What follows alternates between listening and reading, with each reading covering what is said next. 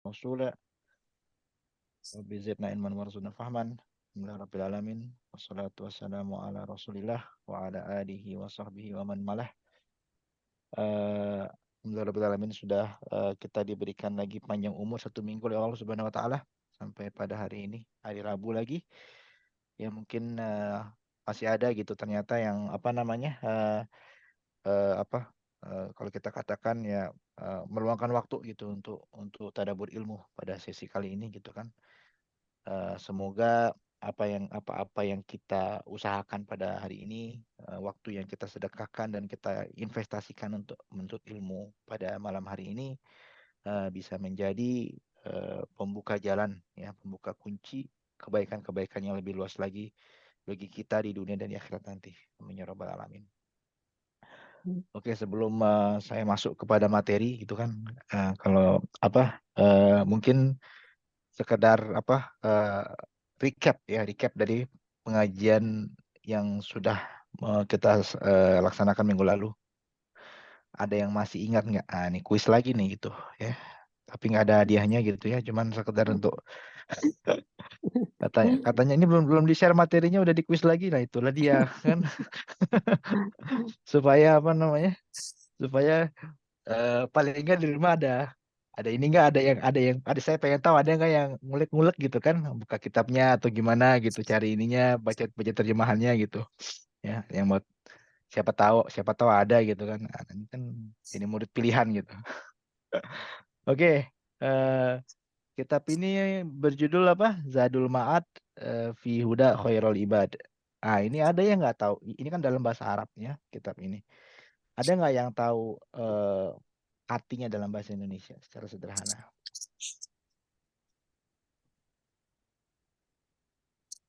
bekal perjalanan akhirat. Nah, itu kitab yang itu, Pak. Terjemahannya. Ya. Terjemahannya. Ya, boleh lah, nggak apa-apa. Ada lagi? Nih, ini udah kayak apa? Kuis ini aja, wants to be a millionaire gitu kan. Call a friend gitu. Boleh lah call a friend, siapa yang mau call a friend? Bekal yang dijanjikan. Bukan yang menjanjikan, betul. Pada hamba yang terbaik gitu. Ya, bekal yang dijanjikan. Oke, bagus. Ada yang catat berarti kalau gitu. Oke, siapakah pengarang kitab Zadul Ma'ad ini? Gampang nih pertanyaannya. Ibnu Qayyim al-Jauziyah. Betul. Ini nggak usah ragu-ragu, Pak. Mukanya maju sih ya. Ini sudah sampai 2 pertemuan, kalau sampai lupa pengarangnya kan kayaknya kebangetan banget gitu ya. Siapa nama lengkapnya? Waduh, ditanya pula yang itu gitu kan. Ayo, ada yang ingatnya? Saya ingatnya Samsudin saja, Pak. Ya udah, gak apa-apa Samsudin. Ayo, ada yang mau nambahin. Terusin. Samsudin Abu Abdillah Muhammad Abu Bakar Abu Ya. Bakar Azari. Bagus. Dimashqi, betul ya. Oh, itu lebih hebat lagi tuh. Samsudin Abu Abdillah Muhammad bin Abi Bakar Az-Zariya Dimashqi. Ini nggak semua, kalau ditanya semua ustadz juga nama lengkap Ibnu Qayyim belum tentu semuanya hafal juga. Nah, ini bagus nih. Ya. Oke, kan dapat dari mana gelar Ibnu Qayyim ini? Ya, kenapa bisa diberikan gelar Ibnu Qayyim Al Imam Asyamsuddin Abu Abdillah nih? Karena Ada yang Karena tahu? supervisor. beliau adalah anaknya Qayyim. Apa sih itu? Supervisor. Supervisor. Oke, jadi anaknya Qayyim bukan. Madrasah. Oke, jadi bukan anaknya Koyim ya, bapaknya itu seorang Koyim ya, Qayyim seorang ya. supervisor. Jadi ya betul juga Qayyim. anaknya Koyim ya, betul. Tapi bapaknya itu seorang supervisor atau mandor ya, yang mengawasi madrasah gitu. Sehingga dikarenakan bapaknya itu terkenal gitu, maka dia sebagai putranya si supervisor gitu.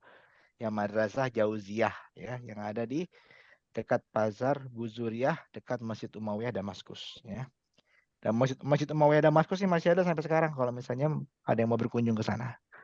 Oke, siapa di antara muridnya ini yang merupakan ulama ya ulama besar lah yang kita kenal, yang sangat terkenal, famous gitu. Ada yang tahu? Ibnu Taimiyah.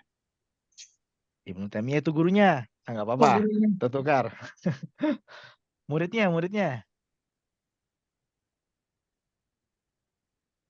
Nah, kalau lupa itu pengarang tafsir Al-Qur'an terkenal Ibnu Katsir, Oh Ibnu Al-Fida iya Katsir. Ismail benar. Ibnu Katsir ya. Hmm. Jadi kalau ingat Ibnu Katsir, tafsirnya banyak di Indonesia tuh ya, yang berjilid-jilid gitu. Tengoklah gurunya itu adalah Ibnu Qayyim al-Jauziyah gitu ya. Jadi kita saling mencoba untuk mengkaitkan satu ulama dengan ulama lain bagaimana gitu hubungannya. Dan kita tengok kan kitab tafsir Al-Qur'an Azim dari Ibnu Katsir itu sangat besar dan sangat banyak sangat detail gitu kan.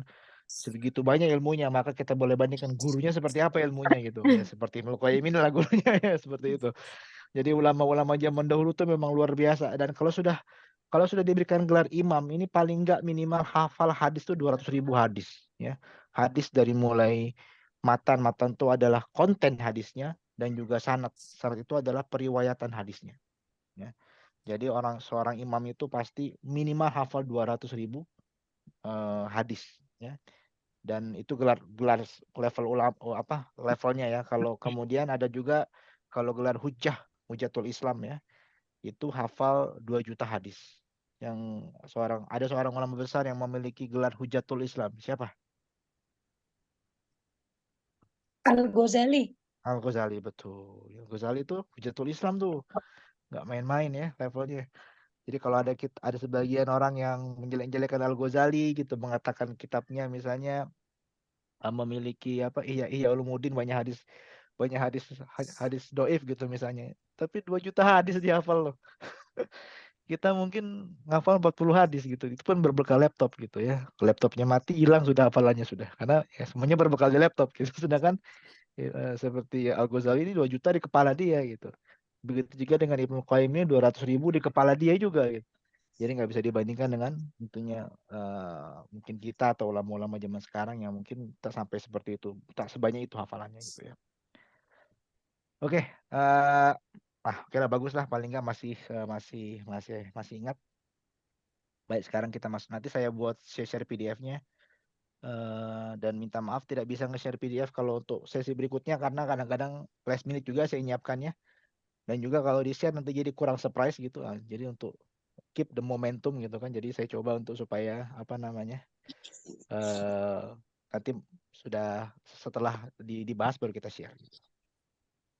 Oke, sekarang saya coba share screen saya. Mana nih share screen? Sudah share Pak ya, whiteboard? Gak ada di sini. Share screen. Oh, mungkin. Udah. Udah. Kita mantap sudah. Iya. Share. Kelihatan sudah? Belum. Masih On the way. loading mungkin. Masih loading. Masih Ya. terus aja kelihatan sekarang. Oke, alhamdulillah. Saya tak pasang kalau gitu. Oke. Jadi sekarang seri kedua ini masih membahas mengenai muqaddimah gitu. Nah, jadi masalahnya ini kadang-kadang muqaddimah ini kita suka kita nih dalam satu kitab itu muqaddimah itu kadang-kadang kita suka melewatkan gitu karena kita ngerasa bahwa tidak terkandung isi apa-apa di muqaddimah itu. Padahal muqaddimah itu justru pintu masuk pertama yang harus kita baca dan kita pahami dengan baik. Karena dari situ kita bisa memahami apa yang dikehendaki oleh si pengarang kitab, tujuannya mengarang kitab itu untuk apa, latar belakangnya kenapa kitab itu dibuat olehnya, dan juga manfaat yang bisa didapatkan oleh para pembaca dengan mempelajari kitabnya itu. Ya, jadi penting sekali gitu. Dan jadi kalau kita perhatikan setiap berbeda-beda ulama ini memiliki berbeda cara dalam menulis muqaddimah. Nah, tapi yang paling berkesan itu bagi saya terutama adalah muqaddimah yang apabila muqaddimah itu ditulis oleh seorang ulama yang memang memiliki pemahaman sufi yang sangat dalam. Ya, seperti Imam Ibnu Qayyim ini juga seorang ulama tasawuf juga ya. Sehingga muqaddimahnya itu luar biasa, sangat menyentuh, dan setiap perkataan itu sangat-sangat partikuler dan sangat detail dan sangat menyentuh. Jadi berbeda. Kita lihat bagaimana beliau mencoba untuk menggabungkan, merangkum dari sisi tauhid, dari sisi fikih, pemahaman bahasa Arab, dan juga dari sisi tasawuf. Jadi luar biasa, memang sangat mukadimahnya itu kalau dikatakan sangat kaya lah, sangat very very very rich with knowledge ya, sangat sangat kaya dengan ilmu pengetahuan dalamnya. Ini yang membedakannya dengan ulama-ulama atau imam-imam yang lain yang hidup pada zamannya. Ya, jadi saya coba seperti biasa saya coba terjemahkan dari teks tekstual aslinya, saya compare gitu juga dengan beberapa buku terjemahan yang ada, saya compare juga dengan teks aslinya. Yang pertama adalah beliau memuji kepada Allah Subhanahu wa taala. Yang saya bacakan, segala puji bagi Allah, Tuhan alam semesta, dan kesudahan yang baik itu bagi orang-orang yang bertakwa. Dan tiada permusuhan kecuali terhadap orang-orang yang zalim, dan tiada Tuhan selain Allah, Tuhan orang-orang terdahulu dan orang-orang kemudian. Dan ialah Allah yang mengurus seluruh tingkatan langit dan lapisan bumi. Ialah penguasa pada hari pembalasan yang tiada kejayaan kecuali dalam ketaatan kepadanya. Dan tiada kemuliaan kecuali dalam ketundukan pada keagungannya. Dan tiada kekayaan kecuali pada kebutuhan akan rahmatnya. Dan tiada petunjuk kecuali bimbingan dengan cahayanya.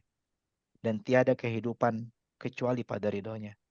Dan tiada kenikmatan kecuali pada kedekatan dengannya. Dan tiada kebaikan dan kemenangan bagi hati kecuali pada keikhlasan kepadanya. Dan pengesahan atas cinta kepadanya. Bila kita taat, ia akan berterima kasih atas ketaatan kita. Dan jika kita bermaksiat kemudian bertobat, ia akan mengampuni dosa-dosa kita. Dan bila kita berdoa, maka ia akan menjawabnya. Dan jika kita beramal, ia akan memberi ganjarannya. Ya, ini padahal udah diterjemahkan, bahasa Arabnya lebih indah lagi. Tapi luar biasa ini, kalau kita tengok mukadimah tidak ada yang seperti ini. Ya, ini mukadimah ini hanya ditulis oleh orang-orang para ulama-ulama sufi. Ya, ulama-ulama sufi. Bagaimana indahnya kata-kata itu dimasukkan bertumpuk-tumpuk gitu dalam keindahan. Kita bayangkan saja bagaimana kita memahami bahwa Allah Subhanahu wa taala memang Al-Qayyum yang mengurus seluruh langit dan bumi. Ya, Allah Subhanahu wa taala adalah penguasa pada hari pembalasan yang tiada kejayaan. Maksudnya tiada keberhasilan di hari pembalasan nanti, di hari kiamat nanti, kecuali dalam ketaatan kepadanya. Jadi hanya orang-orang yang bertaat kepadanya sajalah yang akan berjaya atau berhasil di hari kiamat nanti. Dan tidak ada kemuliaan bagi manusia kecuali dalam ketundukan pada keagungannya. Maksudnya kita betul-betul seorang itu mulia apabila ia tunduk, memahami bahwa dirinya adalah seorang manusia yang hidup atas berkat rahmat dan keinginan Tuhannya. Ia adalah manusia yang tidak memiliki apa-apa, yang mana diciptakan oleh zat yang maha agung, yang maha besar, yang menguasai langit dan bumi. Jadi manusia itu tidak akan mulia kecuali ia memahami siapa eksistensi dirinya, yang mana dia makhluk kerdil di hadapan Tuhannya. Nah itu maknanya seperti itu.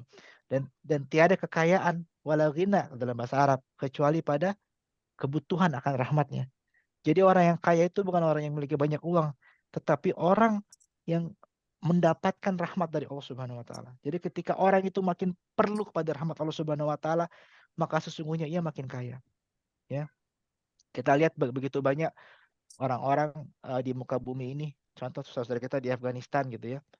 Itu kan tidak memiliki mungkin sebagaimana kita di Eropa nih atau di berbagai macam tempat yang lainnya yang negara-negara seperti Indonesia itu memiliki uang yang banyak, memiliki rumah yang besar, memiliki kendaraan yang bagus, ya atau memiliki pakaian yang cantik atau memiliki alat elektronik. Mereka adalah orang-orang biasa, tapi mereka sangat bahagia. Ya, disebutkan oleh ketika zaman perang Afghanistan tahun 1980 sampai dengan 1990 itu oleh dalam catatannya Dr. Abdullah Azam dikatakan bahwa orang-orang Afgan itu orang-orang yang paling rendah hati, ya. Dikatakan seperti itu. Mereka sangat bersyukur. Mereka pergi bergerilya hanya menggunakan sendal jepit gitu. Mereka makan roti yang keras gitu kan dengan dicelup minyak bawang gitu. Mereka sudah bahagia seperti itu. Dan mereka mampu menaklukkan superpower dunia yaitu Uni Soviet. Dan sekarang superpowernya sudah tambahan lagi 2 superpower yaitu Amerika, ya. Mereka orang-orang yang sangat sederhana, hanya berbekal ya, tapi karena mereka memiliki ketakwaan dan ketawakalan pada Allah yang Subhanahu wa taala sangat besar, ya. Sehingga maka disitulah kekayaan sesungguhnya. Orang kaya itu ketika sudah dapat rahmat Allah sudah cukup baginya. Ya, tidak ada kebimbangan dalam dirinya. Tiada petunjuk kecuali bimbingan dengan cahayanya. Ya, memang hanya tiada petunjuk di dunia ini kecuali bimbingan Allah dengan cahayanya. Ya, sebagaimana kita setiap hari meminta kepada Allah Subhanahu wa taala, ihdinas siratal mustaqim. Ya, tunjukkanlah kami jalan yang lurus, jalan yang sejalan dengan bimbingan dari Allah Subhanahu wa taala dan cahayanya. Tiada kehidupan kecuali pada ridhonya. Nah, ini sangat dalam sebetulnya. Tiada wala hayah illa biridhahi. Tidak ada kehidupan kecuali dengan ridhonya. Ya, jadi maksudnya adalah kita senantiasa harus mencari ridho Allah Subhanahu wa taala. Kan hakikatnya dalam ridho Allah Subhanahu wa taala itu ada kehidupan, ya. Orang itu tidak hidup kalau tidak mendapatkan ridho dari Allah Subhanahu wa taala. Gitu kan? Karena memang hakikatnya adalah kehidupan itu apabila seseorang itu melakukan sesuatu yang Allah Subhanahu wa taala inginkan. Wa ma khalaqtul jinna wal insa illa liya'budun. Dan tidak aku ciptakan jin dan manusia kecuali untuk menyembahku, untuk beribadah kepadaku, untuk menghambakan diri mereka kepadaku. Maka ketika seseorang itu menghambakan kepada Allah, Allah redho. Maka ketika Allah redho, datanglah itulah artinya kehidupan. Ya. Orang yang tidak mendapatkan ridho Allah Subhanahu wa taala hakikatnya tidak hidup. Walaupun dia itu secara jiwa atau secara fisikal dia itu hidup, tetapi hakikatnya dia tidak hidup. Sebentar, saya mau tutup pintu dulu.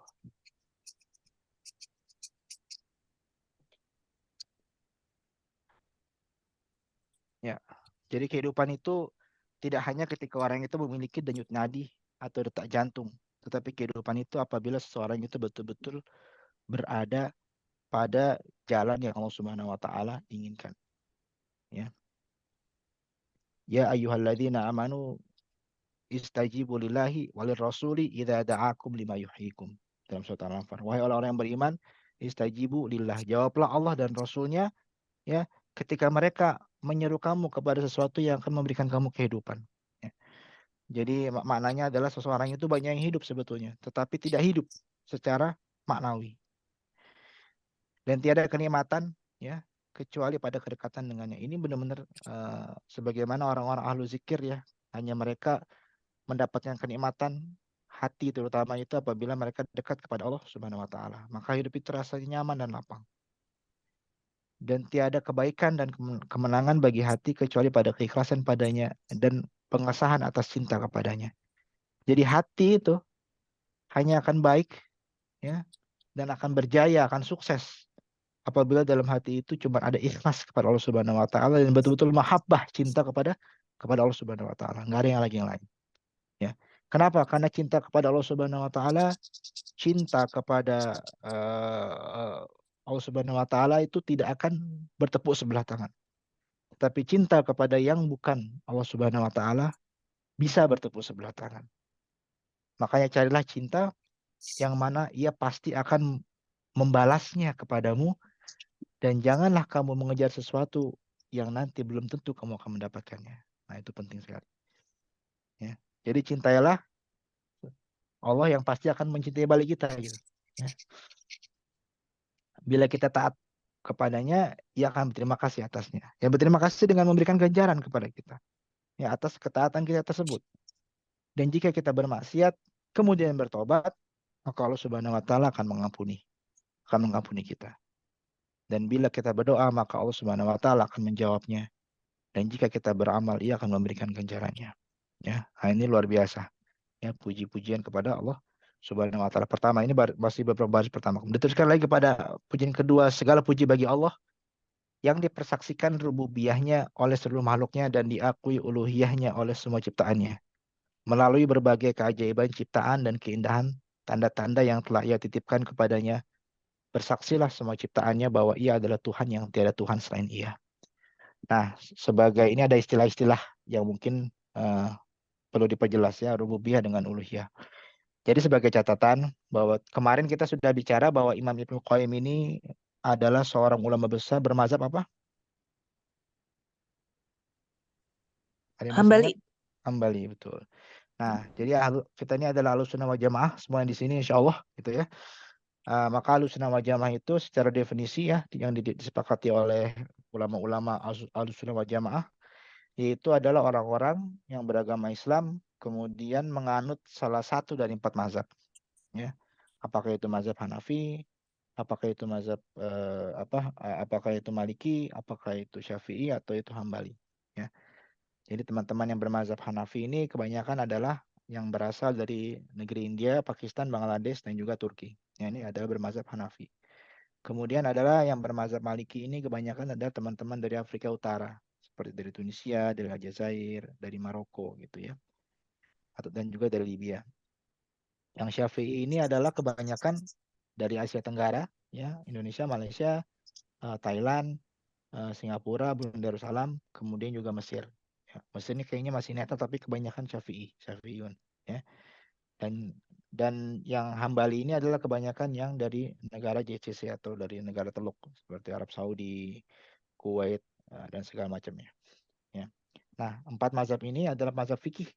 Kemudian yang mengikut, nah Ahlussunnah wal Jamaah mengikut salah satu dari 4 mazhab fikih ini dan juga mengikut mazhab akidah yang ada tiga. Yang pertama adalah mazhab akidah yaitu Al-Maturidiyah atau mazhab akidah Al-Asy'ariyah atau mazhab akidah Al-Asariyah. Ya, ada 3 mazhab akidah. Nah, jadi kita yang di Syafi'i ini, yang bermazhab Syafi'i ini kebanyakan menganut pandangan akidah yaitu secara definisi Asy'ariyah dari Imam Abu Hasan Al-Asy'ari. Teman-teman yang bermazhab Hanafi ini kebanyakan menganut pandangan akidah dari Al-Imam Al-Maturidi. Yang jadi Maturidiyah kita sebutkan ya. Nah, yang bermazhab Maliki ini sebagian ada yang Asariyah, ada yang Asy'ariyah. Ya, seperti kita sekarang Syafi'i. Yang banyak yang bermazhab Hambali ini adalah menganut mazhab akidah Asariyah. Ya. Nah, jadi yang atau katanya Asariyah ini juga sebutkan dari mengatakan akidah Ahlul Hadis ya, Allah a'lam bishawab. Nah, makanya jadi kalau kita belajar akidah dari kecil di Indonesia, makanya kita pelajari apa biasanya waktu kecil? Di SD gitu. Ada yang tahu nggak?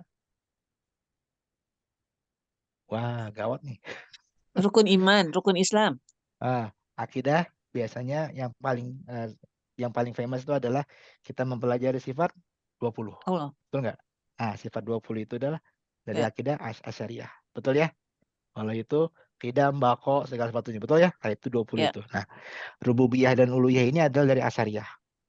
Ya, walaupun sebetulnya kontennya agak-agak sama tapi definisinya agak berbeda. Jadi kalau kita memegang pandangan yang sifat 20, kalau yang Asy'ariyah itu ada rububiyah, uluhiyah dengan asma wa sifat. Gitu. Ya, saya nggak mau masuk dengan detail nanti jadi perbincangan masalah akidah, tapi saya coba jelaskan sebetulnya secara definisi Asy'ariyah ini, rububiyah ini, uluhiyah ini maksudnya apa. Jadi rububiyah ini maksudnya adalah Rob ya, dari perkataan Rob. Kalau uluhiyah ini dari perkataan ilah. Ya, jadi kalau Rob ini adalah secara bahasa Arab ini kalau definisi yang biasanya sering dipakai itu adalah dipersaksikan kerububiahannya, maksudnya adalah semua makhluk itu mengakui bahwa Allah Subhanahu wa taala itu adalah yang menciptakan mereka.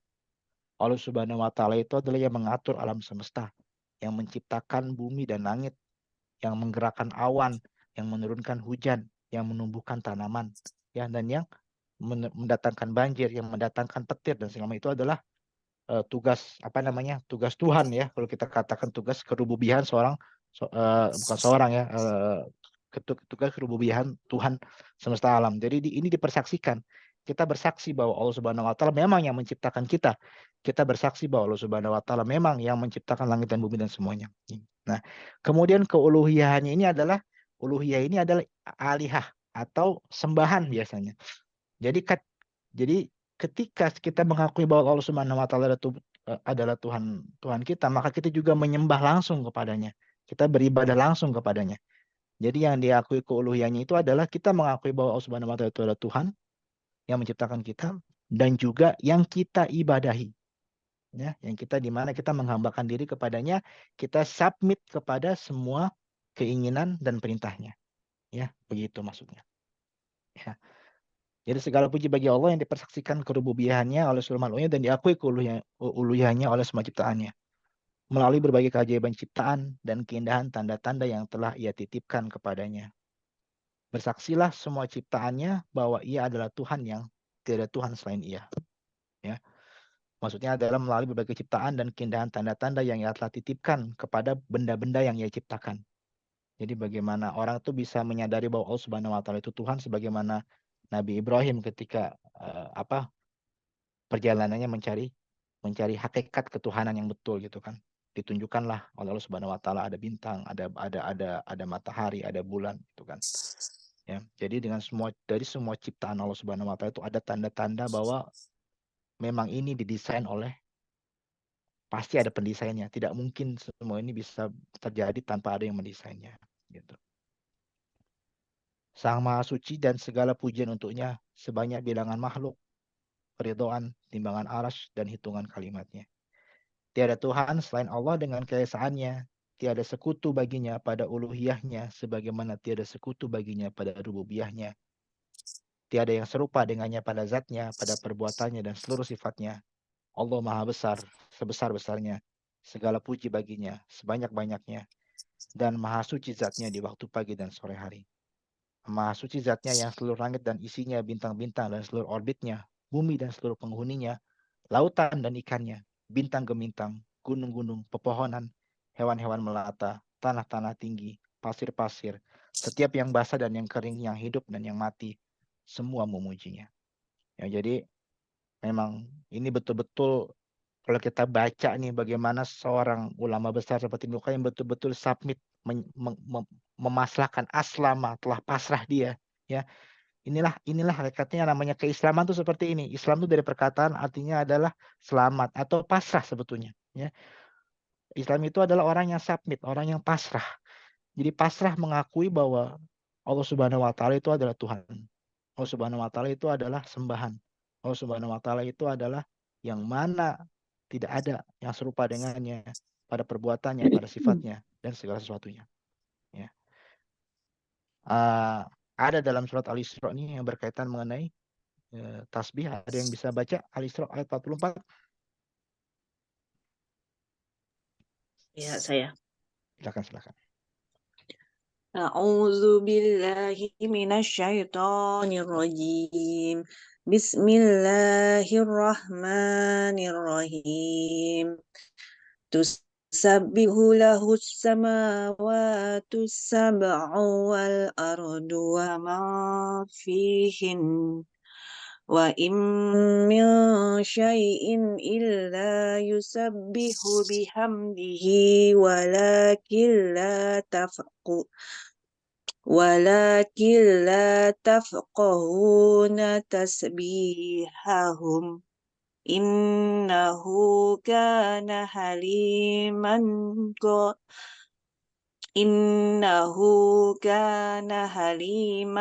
ghafura. Oke. Terjemahannya silakan. Langit yang 7, bumi, dan semua yang ada di dalamnya bertasbih kepada Allah, dan tidak ada sesuatu pun melainkan bertasbih dengan memujinya. Tetapi kamu tidak mengerti tasbih mereka, sungguh Dia Maha Penyantun, Maha Pengampun. Nah, luar biasa. Jadi semua makhluk di muka bumi ini kita tahu bahwa semuanya itu bertasbih kepada Allah Subhanahu wa taala, tapi walakin la tafqahuna tasbihahum. Tapi kita tidak akan pernah bisa mendengar tasbih mereka itu. Ya. Hakikatnya mereka berzikir, bertasbih, memuji Allah Subhanahu wa taala. Ya, ini makanya kenapa seorang yang memahami agama dengan baik itu memahami betul esensi Tuhan, ketuhanan itu seperti apa. Bagaimana kalau tiada Allah Subhanahu wa taala yang berkehendak, maka tidak akan terjadilah kita gitu kan. Tidak akan terjadi alam semesta ini. Kita ini hadir atas kehendaknya dan kita ini pula akan kembali dan mati karena kehendaknya juga. Nah, tadi sudah pujian kepada Allah, kemudian seperti biasa masuk kepada kesaksian atas keesaan Allah Subhanahu wa taala. Ya. Aku bersaksi bahwa tiada Tuhan selain Allah yang Maha Esa dan tiada sekutu baginya. Sebuah perkataan yang dengannya tegaklah langit dan bumi dan yang karenanya diciptakanlah seluruh makhluk dan dengannya Allah telah mengutus rasul-rasulnya menurunkan kitabnya, menetapkan syariatnya. Ya. Nah ini penting sekali waktu saya menerjemahkan ini di sebuah dalam buku terjemahan yang saya baca disebutkan asyhadu alla ilaha illallah wahdahu la syarikalah kalimatun katanya. Kemudian diterjemahkan sama pengarang buku itu sebuah kalimat gitu. Saya bilang ini agak rancu dikarenakan kalimatun di sini adalah perkataan dalam bahasa Arab yang mananya dia adalah perkataan. Jadi kalau dalam bahasa Arab itu yang namanya kalimatun itu adalah atau kalimah itu adalah perkataan, ya kata, ya bukan sentence gitu ya. Kalau dalam kita kan sentence ya, satu sentence kalimat. Nah, sentence itu dalam bahasa Arab namanya jumlah. Maka saya agak kesulitan ini sebetulnya yang dimaksud kalimatun ini apa gitu kan sebetulnya. Apakah yang dimaksud perkataan? Karena ini panjang tadi. Ternyata yang syahadah itulah, kesaksian itulah yang sebuah yang dimaksud sebagai kalimat. Jadi sebetulnya nggak salah juga, tapi dia bukan yang panjang ini, tapi yang terpanjang ini sama dengan syahadat, betul kan? Syahadat kepada Allah Subhanahu Wa Taala, syahadat kita atau ikrar kita kepada Allah Subhanahu Wa Taala bahwa tiada Tuhan selain Allah dan tiada sekutu baginya. Ini adalah kesaksian. Maka kesaksian inilah yang dengan kesaksian inilah tegaklah langit dan bumi, gitu, ya. Yang karenanya diciptakanlah seluruh makhluk dan dengannya Allah telah mengutus rasul-rasulnya, menurunkan kitabnya, menetapkan syariatnya. Jadi dikarenakan kesaksian, ya, karena Allah Subhanahu Wa Taala menghendaki bahwa makhluknya yang diciptakannya itu betul-betul mempersaksikan bahwa dirinya itu adalah Tuhan dan tiada sekutu baginya. Maka diciptakanlah langit dan bumi, ya, diciptakan seluruh makhluk dan diutuslah nabi-nabi dan juga diturunkan kitab-kitab untuk menerapkan syariat, ya, bagi para makhluk ciptaannya. Karenanya disiapkanlah timbangan-timbangan amal, disiapkan buku-buku catatan amal, dan didirikan surga dan neraka. Oleh karena itu manusia akan terbagi menjadi orang beriman dan golongan kafir, kelompok orang yang berbakti dan orang yang durhaka. Jadi dikarenakan kesyahadatan itulah makanya semua dunia ini tegak. Ya, diutuslah nabi karena syahadat itu, kesaksian itu, diturunkanlah kitab-kitab, ya, untuk menerangkan syariat Allah Subhanahu Wa Taala. Dan sebagai konsekuensi dari diturunkannya Rasul dan tetap diturunkannya kitab, diterapkannya syariat, maka ada timbangan amal kebaikan, ada buku-buku catatan juga yang disiapkan, dan juga ada surga dan neraka yang disiapkan bagi orang-orang yang beriman, dan orang-orang kafir masuk ke dalam neraka. Orang-orang yang berbakti akan masuk dalam surga dan orang-orang yang durhaka akan masuk dalam neraka. Sebuah perkataan yang sebab munculnya ciptaan dan perintah, ya. Jadi dengan syahadat itu datanglah penciptaan, ya. Penciptaan manusia, penciptaan hewan, penciptaan rasul dan segala macamnya dan perintah.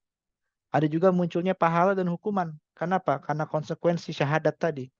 Karena orang kalau bersaksi, maka dia bersaksi bahwa Allah adalah Tuhan, maka dia akan mengikut apa yang Allah Subhanahu Wa Taala inginkan. Maka bagi yang mengikuti apa yang Allah Subhanahu Wa Taala inginkan, Allah Subhanahu Wa Taala akan berikan kepadanya pahala. Dan bagi siapa yang mendurhakai dari perintah Allah Subhanahu Wa Taala, maka Allah Subhanahu Wa Taala akan berikannya hukuman. Ya. Perkataan ini, kalimat ini katanya, ya, syahadat ini adalah kebenaran yang karenanya diciptakanlah makhluk hidup. Tentangnya dan tentang hak-haknya diajukan pertanyaan dan perhitungan. Tentang kalimat yang kita baca setiap hari ini dalam sholat kita, syahadah, ya, dalam tahiyat itu, asyhadu alla ilaha illallah. Itu kita akan ditanya tentang kalimat itu nanti di akhirat nanti. Ya, akan diperhitungkan gitu, ya. Atas kalimat yang kita baca setiap hari itu akan ditetapkan, ditentukanlah kiblat kemana kita harus sholat. Ya. Akan difondasikanlah keyakinan, keimanan, dan dengan kalimat itu dihunuskan juga pedang-pedang jihad, ya, untuk menegakkan kalimat itu di semua tempat tentunya. Perkataan ini merupakan hak Allah ke atas semua hambanya. Ia adalah perkataan Islam, ya, perkataan keselamatan, ya, kunci-kunci negeri keselamatan. Dengannya Allah Subhanahu Wa Taala akan meminta pertanggungjawaban kepada orang-orang terdahulu yang kemudian. Tidak akan bergerak sepasang kaki seorang hamba sebelum ia ditanya tentang dua hal. Jadi tentang syahadat kita itu akan diminta pertanggungjawaban, ya. Jadi kalau dikatakan bahwa pintu surga itu adalah miftahul jannah adalah syahadah. pintu surga itu adalah syahadat kepada Allah Subhanahu wa taala dan syahadat kepada nabi. Nah, tapi tidak cukup gitu. Nanti itu syahadat itu akan diminta pertanggungjawaban di hari akhirat nanti juga. Maksudnya adalah konsekuensi syahadat itu kita lakukan apa enggak gitu. Apa kita cuma syahadat aja tapi kita nggak mau ikut konsekuensinya. Ya. Tidak akan bergerak sepasang kaki seorang hamba nanti sebelum ia ditanya tentang dua hal. Ya. Pertama, apa yang dahulu kamu sembah? Dan bagaimana kamu menyusuran orang-orang yang diutus? Ya, jawaban pertanyaan pertama adalah dengan memenuhi tuntutan kesaksian, yaitu tiada Tuhan selain Allah. Gitu. Ya. Secara pengetahuan, pengakuan, dan perbuatan. Jadi wajib kita bersyahadat. Ya. Secara pengetahuan kita, pengakuan kita, dan perbuatan. Pengetahuan ini maksudnya betul-betul syahadat itu lahir karena keyakinan dari apa yang kita pelajari bahwa memang betul ya tiada Tuhan selain Allah gitu. Jadi kita harus mencari sebetulnya kebenaran itu. Dan kalau sudah cari kan jadi paham kan. Kemudian ikrar kita, lisan kita mengikrarkan pengakuan secara lisan. Ya. Dan perbuatan kita itu mengikut, yaitu adalah perbuatan yaitu mengikut melakukan semua perbuatan amalan apa-apa yang dikehendaki oleh Allah Subhanahu Wa Taala. Ya. Jadi itu adalah syahadat itu tidak cukup dengan ikrar saja, tapi juga harus betul-betul yakin, paham, kemudian betul-betul diucapkan juga, gitu kan, gak disembunyikan dan juga nampak secara amal. Ya. Dan jawaban pertanyaan kedua adalah dengan memenuhi bagaimana kaum menyusul orang-orang diutus, yaitu dengan memenuhi tuntutan kesaksian Muhammad itu adalah utusan Allah Subhanahu wa taala. Nah, jadi tidak cukup saja dengan kita bersyahadat bahwa Allah Subhanahu wa taala adalah Tuhan yang tiada Tuhan selainnya dan tiada sekutu baginya. Tetapi juga perlu bagi kita untuk meyakini bahwa Nabi Muhammad itu adalah hamba dan utusan Allah Subhanahu wa taala. Ya, penting. Karena apa? Karena kita meyakini bahwa syariat yang dibawa oleh Nabi Muhammad SAW itu adalah betul-betul syariat yang datang dari Allah Subhanahu wa taala. Ya, berarti kita melakukan apa yang Allah kehendaki dengan mengikuti Nabi Shallallahu Alaihi Wasallam. Aku bersaksi bahwa baginda Muhammad Rasulullah SAW Muhammad adalah hamba dan utusan Allah. Kepercayaannya untuk menerima wahyunya, makhluk pilihannya di antara seluruh makhluknya. Dutanya untuk hamba-hambanya yang diutus dengan membawa agama yang benar dan manhaj yang lurus. Diutus sebagai rahmat untuk sekalian alam, sebagai imam bagi makhluk, bagi orang bertakwa, dan sebagai hujah di hadapan semua makhluk. Nah, kesaksian hujah itu adalah penting ini. Tadi sebenarnya tadinya mau saya skip tapi oke. Hujah itu apa hujah itu? Hujah itu bukannya pergi haji ya, itu hajah namanya ya. Hujah itu dalil. Hujah itu dalil. Jadi kalau hujah itu kalau misalnya orang itu berhujah, orang itu memberikan dalil, memberikan pembenaran atau memberikan keterangan di hadapan semua makhluk, ya, memberikan jawaban, ya.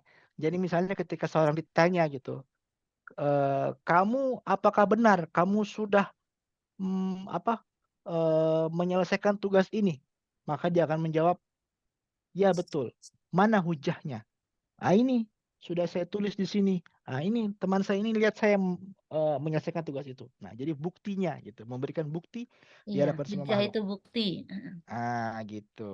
Ini ada ayatnya ya, surat Al-A'raf. Tapi ayat ini saya nggak yakin betul atau salah karena saya awal-awal sebelah tengah, awal-awal ayat surat sebelah bawah. Betul. Fadhanas al-Nadin Rasulullah, betul. Ayat 6. Coba ada yang baca.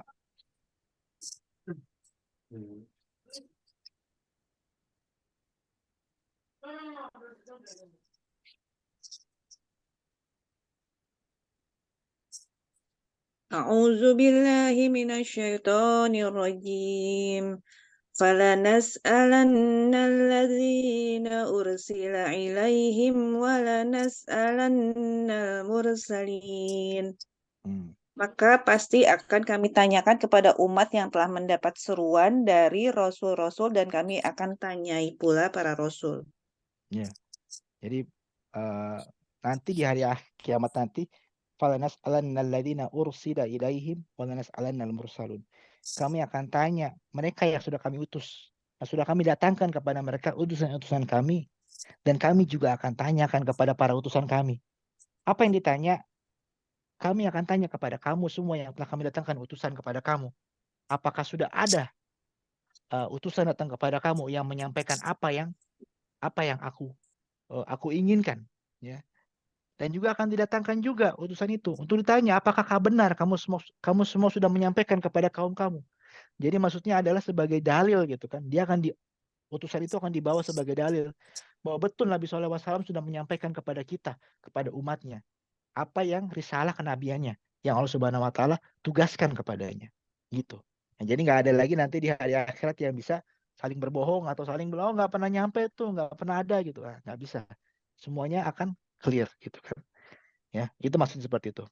Boleh ya Mbak ya, hujah. Jadi sudah paham. Menjadi dalil, membawakan bukti di sisi Allah bahwa sudah aku sampaikan kepada umatku ya Allah, ini kitabnya ya Allah, sudah kuajarkan ini ya Allah, sudah semuanya akan dijadikan ditampakkan buktinya sehingga kita tidak bisa lagi mengelak bahwa tidak ada utusan yang datang kepada kita. Gitu. Oke? Kesaksian atas kenabian Rasulullah Shallallahu Alaihi Wasallam. Ya. Nabi SAW ini diutus di saat dunia berada pada kondisi kekosongan dari para nabi. Ya, kondisi kekosongan ini maksudnya adalah saat di antara meninggalnya Nabi Isa sampai Nabi SAW itu namanya adalah masa fatrah. Fatrah. Fatrah itu adalah masa kekosongan. Sehingga orang-orang yang meninggal di saat masa kekosongan dari utusan itu maka sebut sebagai ahlul fatrah. Jadi dalam akidah kita, dalam Asy'ariyah ini dalam pemahaman kita itu bahwa ibunda Nabi SAW dan bapak dari Nabi SAW ini termasuk dalam ahlul fatrah. Ya, sehingga yang hisapnya nanti Allah Subhanahu Wa Taala yang akan menentukan sendiri. Ya gitu. Jadi bukan termasuk orang-orang musyrik karena saat itu adalah kosong, tidak ada apa namanya nabi saat itu. Ya. Dengannya Allah Subhanahu Wa Taala memberi petunjuk ke jalur yang paling lurus dan jalan yang paling terang. Allah telah mewajibkan ke atas semua hambanya untuk taat kepadanya, memuliakannya, menghormatinya, dan mencintainya, dan memenuhi semua hak-haknya. Jalan-jalan ke surga telah tertutup, tidak akan dibukakan bagi seorang pun kecuali melalui jalannya. Allah telah melapangkan untuknya dadanya, meninggikan untuknya namanya, menghilangkan baginya segala beban, dan menetapkan kehinaan dan kekerdilan kepada siapa yang menyelisihi perintahnya.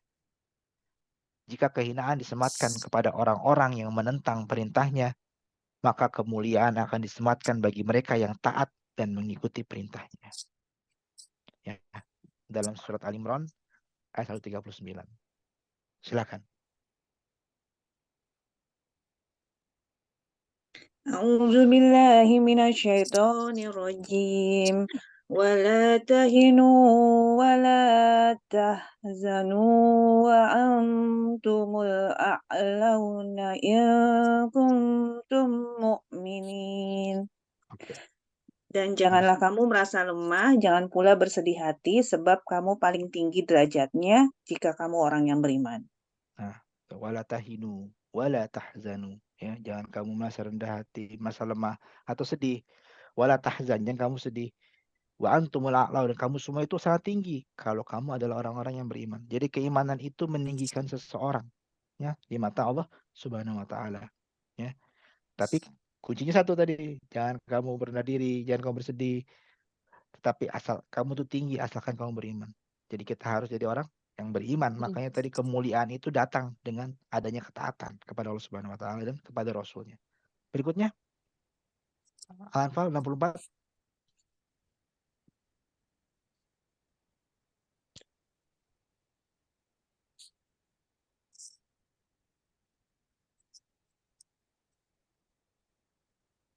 A'udzu billahi minasyaitonir rajim. Ya ayyuhan nabiyyu hasbukallahu wa man ittaba'aka minal mu'minin. Wahai Nabi Muhammad, cukuplah Allah menjadi pelindung bagimu dan bagi orang-orang mukmin yang mengikutimu. Oke. Perhatikan kata hasbukallah. Oke. Terus sambungkan kepada Ali Imran 173.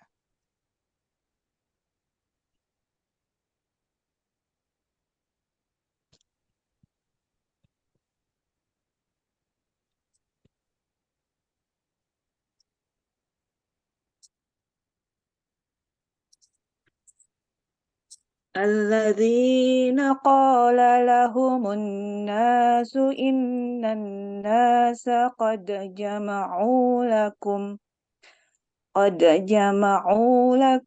fakhshawhum fazadahum imana wa qalu hasbunallahu wa ni'mal wakil. Yaitu orang-orang yang menaati Allah dan Rasul yang ketika ada orang-orang mengatakan kepadanya, orang-orang Quraisy telah mengumpulkan pasukan untuk menyerang kamu, karena itu takutlah kepada mereka. Ternyata ucapan itu menambah kuat iman mereka dan mereka menjawab, cukuplah Allah menjadi penolong bagi kami dan Dia sebaik-baik pelindung. Jadi kalau kita tengok ya perkataan hasbuka hasbunallahu wa ni'mal wakil ini luar biasa. Apalagi kondisi yang terjadi di saudara kita di Gaza ini. Setiap kali ada yang meninggal, kita lihat ada foto seorang anak bayi ditarik dari bawah reruntuhan sudah meninggal gitu kan dalam kondisi yang menyedihkan. Bapaknya cuma bilang hasbunallahu wa ni'mal wakil, hasbunallahu wa ni'mal wakil. Ini luar biasa gitu. Inilah keimanan menurut saya. Cukuplah Allah Subhanahu wa taala sebagai penolong. Dan ini setiap yang itu mendapat musibah saudara kita Palestina ini yang diucapkan dari zikir dari mulut mereka adalah hasbunallahu wa ni'mal wakil. Ini betul-betul betul-betul ikrar dari ketakwaan dan implementasi ketakwaan, karena sangat sulit sekali untuk mengatakan seperti itu ya. Bagaimana dalam ayat ini disebutkan gitu kan, diperintahkan ya Nabi cukuplah hasbukallahu wa man ittaba'aka minal mu'minin. Ya, cukuplah Allah bagi kamu ya dan juga orang-orang yang mengikuti kamu, yaitu dari kalangan orang beriman. Ya, ini saat ini itu turun saat berhubungan dengan kisah pada saat itu adalah kondisi perang Badar gitu kan ya, yang mana mereka sangat sedikit gitu. Kemudian juga dari Ali Imran ini juga muncul seperti itu juga ketika ditakut-takuti gitu kan, ini tentara Quraisy mengumpulkan dengan bala tentara yang besar gitu kan. Tapi mereka apa? Fazadahum imana, bertambah iman mereka gitu. Bukannya takut, mereka malah bertambah dan mereka mengatakan hasbunallah. Ya, cukuplah Allah gitu. Ya, jadi cukuplah Allah sebagai penolong gitu. Ini jadikanlah kita sebagai, kalau kita menghadapi situasi yang sulit, situasi yang impossible, situasi yang di mana kita merasa sangat kerdil, sangat lemah, tidak berdaya, maka katakanlah hasbunallah wa ni'mal wakil. Ni'mal maula wa ni'man nasir, ya. Harapan, tawakal, inabah, hasb hanya itu betul hasbunallah ya tadi ya. Hanya betul adalah sebagai bentuk kecukupan. Kecukupan ini hanya ditujukan kepada Allah Subhanahu wa taala saja, sebagaimana halnya ibadah, takwa dan sujud. Jadi semua harapan kita, kepasrahan kita, kecukupan kita itu hanya kepada Allah Subhanahu wa taala saja. Ya.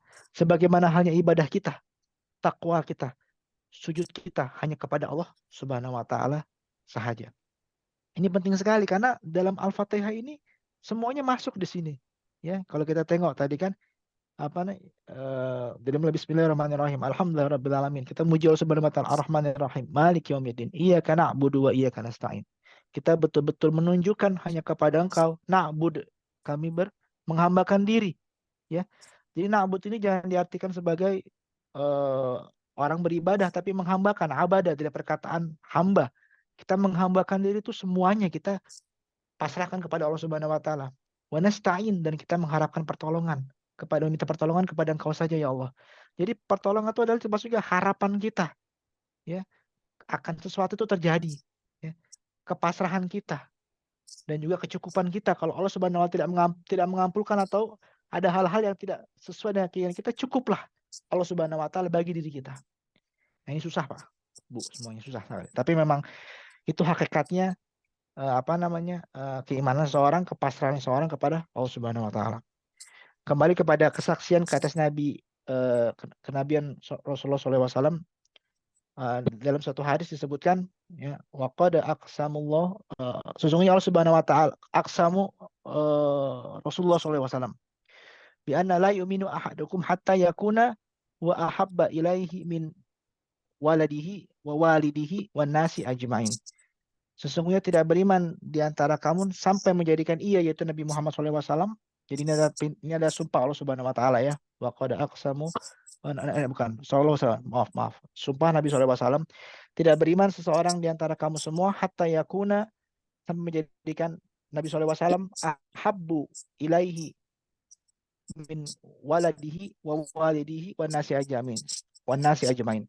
Tidak sampai kita menjadikan Nabi SAW atau Nabi Muhammad SAW lebih kita cintai, ya, dari dirinya, dari anak-anak kita, dan juga dari orang tua kita, dan juga dari manusia semuanya, ya. Jadi maksudnya adalah tidak beriman seseorang, ya, ketika kita masih mencintai orang lain lebih besar daripada Nabi SAW.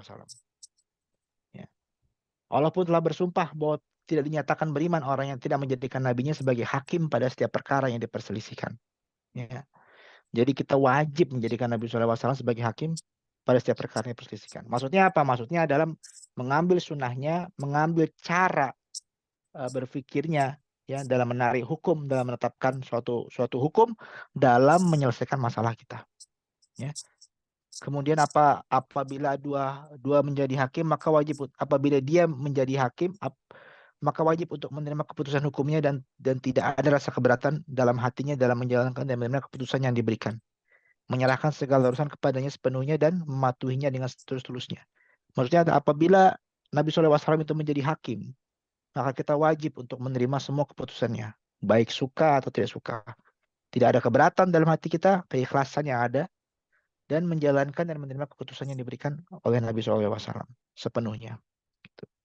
Ini sebagaimana dalam surat, kemudian dalam surat Al-Ahzab, ya, Allah Subhanahu wa taala berfirman dalam ayat 36, silakan.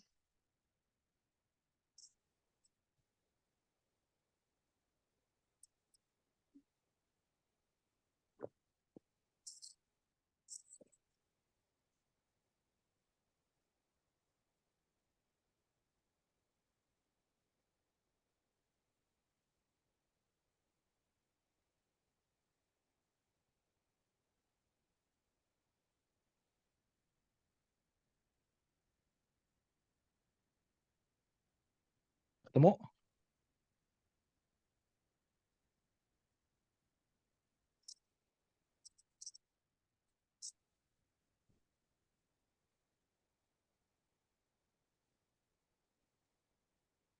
أعوذ بالله من الشيطان الرجيم بسم الله الرحمن الرحيم وما كان لمؤمن ولا مؤمنات إذا قضى الله ورسوله أمرا أن يكون لهم الخيرة من أمرهم ومن يعص الله ورسوله فقد ضل ضلالا مبينا. Dan tidaklah patut bagi laki-laki yang mukmin dan tidak pula bagi perempuan yang mukmin apabila Allah dan Rasul-Nya telah menetapkan suatu ketetapan, akan ada bagi mereka pilihan yang lain tentang urusan mereka. Dan barang siapa mendurhakai Allah dan Rasul-Nya, maka sungguhlah dia telah sesat yang nyata. Ya. Idza qadallahu amran wa rasuluhu ay yakuna lahumul khiyaratu min amrihim. Jadi kalau Allah dan Rasulnya sudah menetapkan suatu urusan, maka lahumul khiyaratu min amrihim, maka tidak ada bagi jalan sama sekali bagi orang-orang beriman itu untuk milih gitu, mau ikut apa nggak ikut. Jadi nggak bisa, tapi harus sami'na wa ta'na. Nah, itulah pentingnya. Makana lahumul khiyaratu, tidak ada pilihan bagi kita, putus semua, ya. Kalau sudah tetapkan. Itu adalah konsekuensi dari kesyahadatan, kesaksian kita atas kesaksian ketuhanan kepada Allah Subhanahu wa taala dan kenabian Rasulullah. Sepenuhnya ikhlas menerima keputusan sebagai bukti implementasi syahadat kesaksian kita. Nah, itu penting, ya. Jadi ayat ini Allah telah menghentikan hak pilih. Nah, ini mesti bukan hak pilih untuk pemilu ya. Kalau hak pilih untuk pemilu masih ada. Tetapi menghentikan hak pilih manusia apabila Allah Subhanahu wa taala sudah menetapkan ini caranya untuk sembahyang. Ini adalah cara berwudu misalnya. Ini adalah yang harus kamu lakukan dalam perkara pembagian waris. Maka kalau sudah ditetapkan tidak ada lagi pilihan bagi kita. Oh, kalau gitu janganlah saya mau ngasih lebih misalnya waris untuk orang ini karena orang ini misalnya lebih miskin. Tidak gitu. Ini Allah Subhanahu wa taala yang lebih tahu, ya. Jadi sudah ditentukan seperti ini bagiannya, maka harus dilaksanakan seperti itu. Gitu, ya. Kita tidak boleh lagi memilih sesuai dengan kehendak nafsu kita. Dan yang terakhir adalah Allah Subhanahu wa taala yang menetapkan pilihan. Nah, ini dalam surat Al-Qasas ayat 68. Ada yang sudah buka Qurannya? Al-Qasas surat ke-28 ayat 68.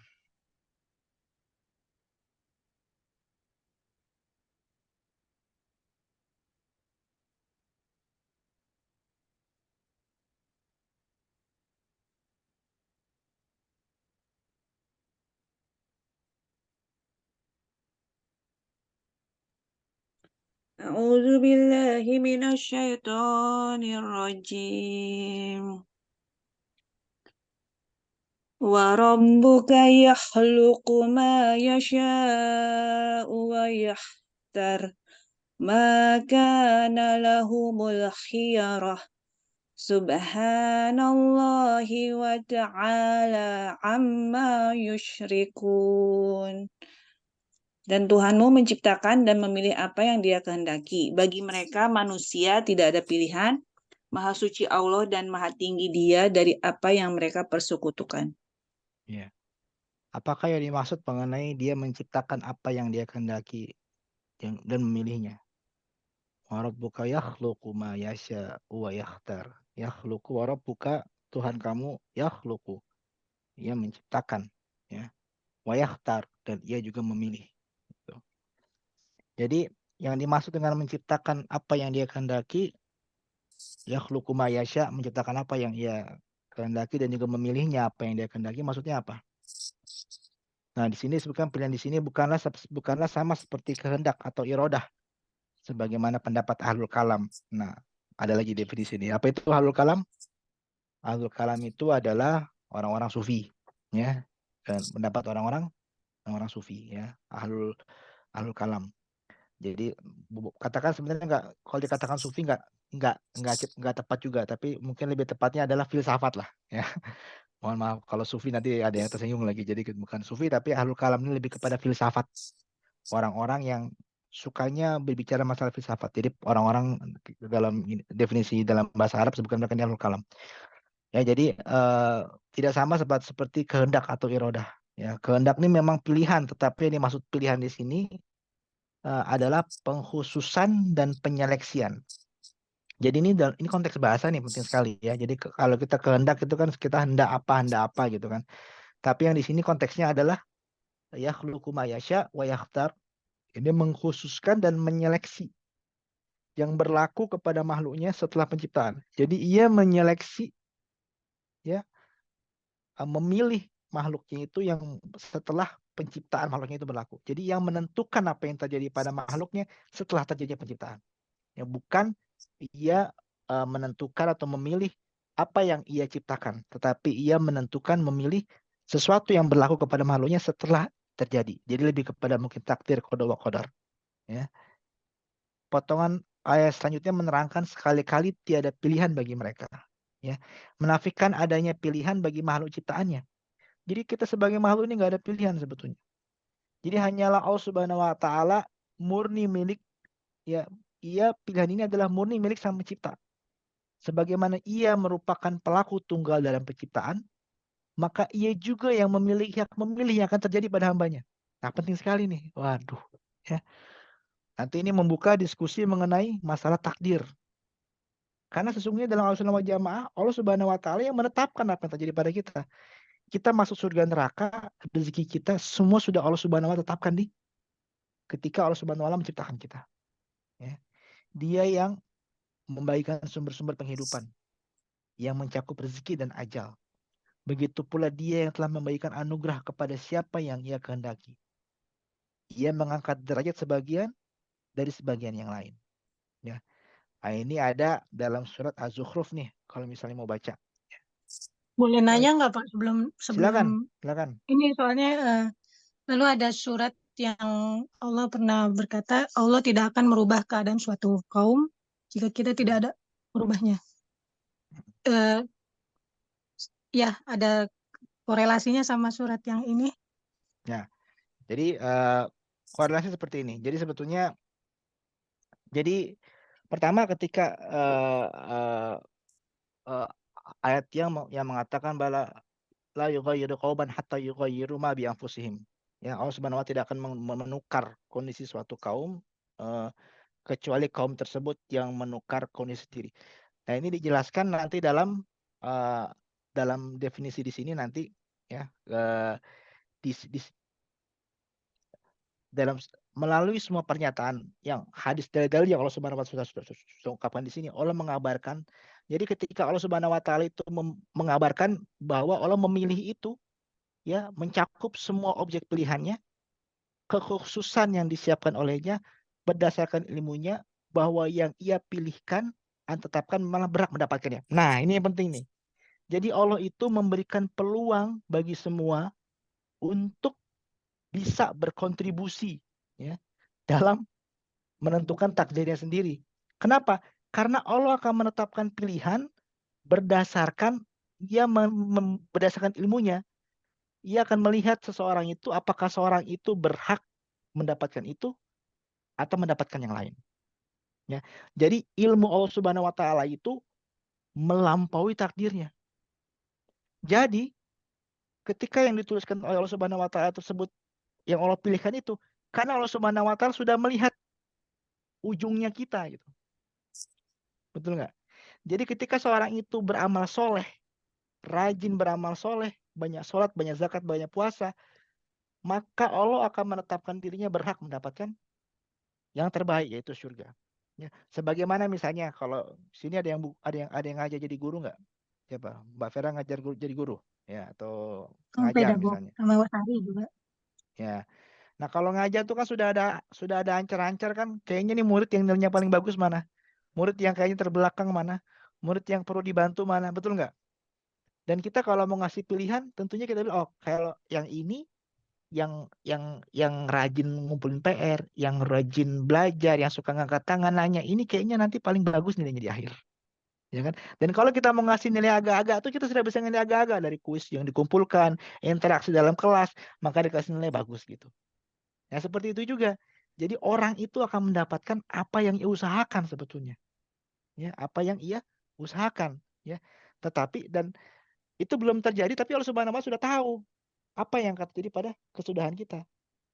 Nah, paham. Jadi makanya Allah perintahkan pada ayat itu bahwa sesungguhnya janganlah orang itu nunggu saja turunnya nabi dari atas langit, turunnya mukjizat, tapi orang itu juga harus merubah kondisi keimanannya, merubah kondisinya, ya, betul-betul membuka hatinya, belajar dengan baik supaya berusaha mencari mana yang benar, mana yang salah, bagaimana beragama yang baik, sehingga nanti dia berada pada jalan yang Allah Subhanahu wa taala inginkan.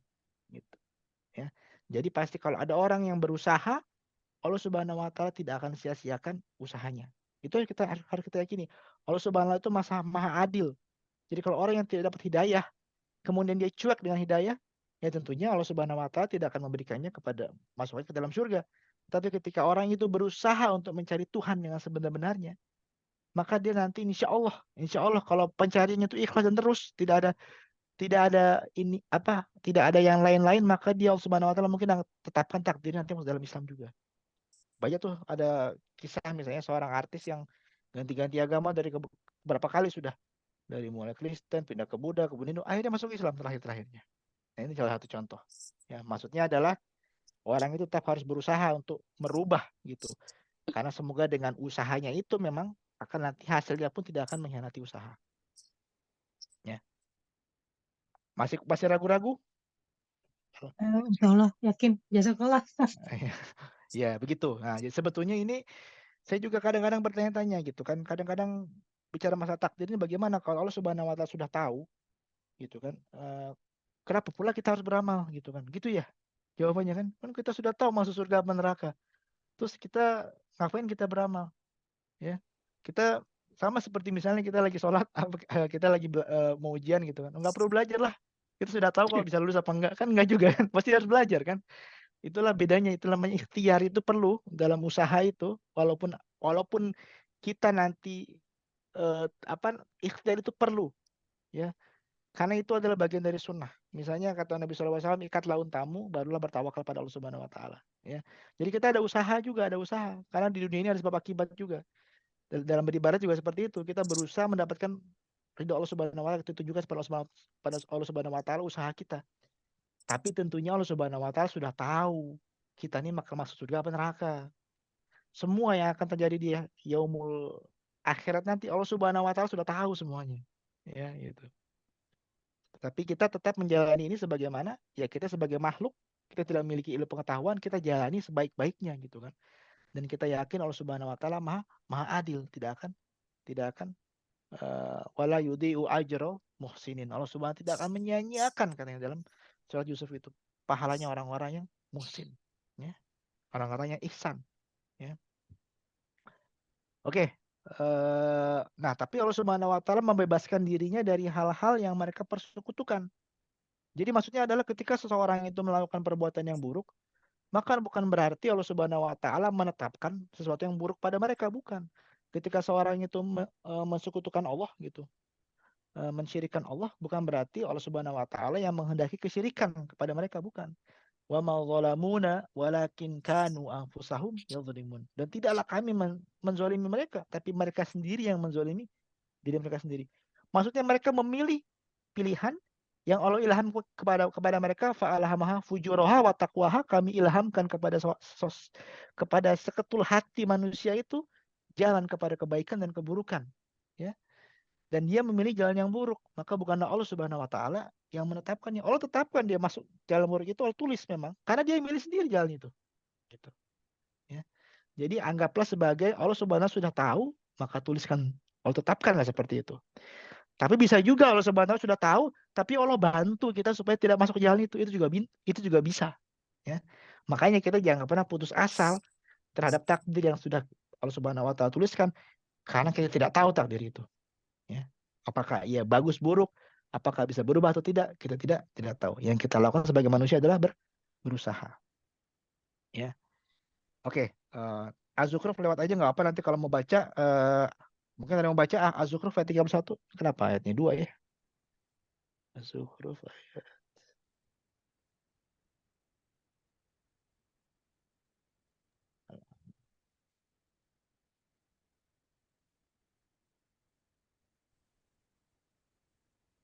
Coba baca ayat 31 Az-Zukhruf, ada yang udah dapat mungkin. وقالوا لولا نزل هذا القرآن. Ada, betul? Okay. وقالوا لولا نزل هذا القرآن على رجل من القريتين عظيم. Dan mereka juga berkata, mengapa Al-Quran ini tidak diturunkan kepada orang besar, kaya, dan berpengaruh dari salah satu di antara dua negeri ini, Mekah dan Taif. Oke. Sambung lagi. Ahum yaqsimuna rahmata rabbik. Ahum yaqsimuna rahmata rabbik. Nahnu qasamna bainahum ma'ishatahum fil hayatid dunya. ورفعنا بعضهم فوق بعض درجات ليتخذ بعضهم بعضا سخريا ورحمة ربك خير مما يجمعون. Oke. Apakah mereka yang membagi-bagi rahmat Tuhanmu? Kamilah yang menentukan penghidupan mereka dalam kehidupan dunia, dan kami telah meninggikan sebagian mereka atas sebagian yang lain beberapa derajat, agar sebagian mereka dapat memanfaatkan sebagian yang lain, dan rahmat Tuhanmu lebih baik dari apa yang mereka kumpulkan. Ya. Nah, jadi mereka ini adalah jawaban biasanya orang-orang kafir ini suka ngatur-ngatur gitu. Kenapa sih nggak diturunkanlah Quran ini kepada rajulaini minal qaryataini azim, ya, dari dua negeri ini gitu kan. Allah Subhanahu wa taala menjawabnya dengan apakah mereka sebenarnya yang ngatur-ngatur membagi rahmat, ya, sesungguhnya mereka ini kami, yang katanya Allah Subhanahu wa taala, yang membagi sebagian dari mereka penghidupan mereka di dunia ini gitu, dan kami juga yang meninggikan mereka, ya, sebagian derajat dari sebagian yang lain juga, ya.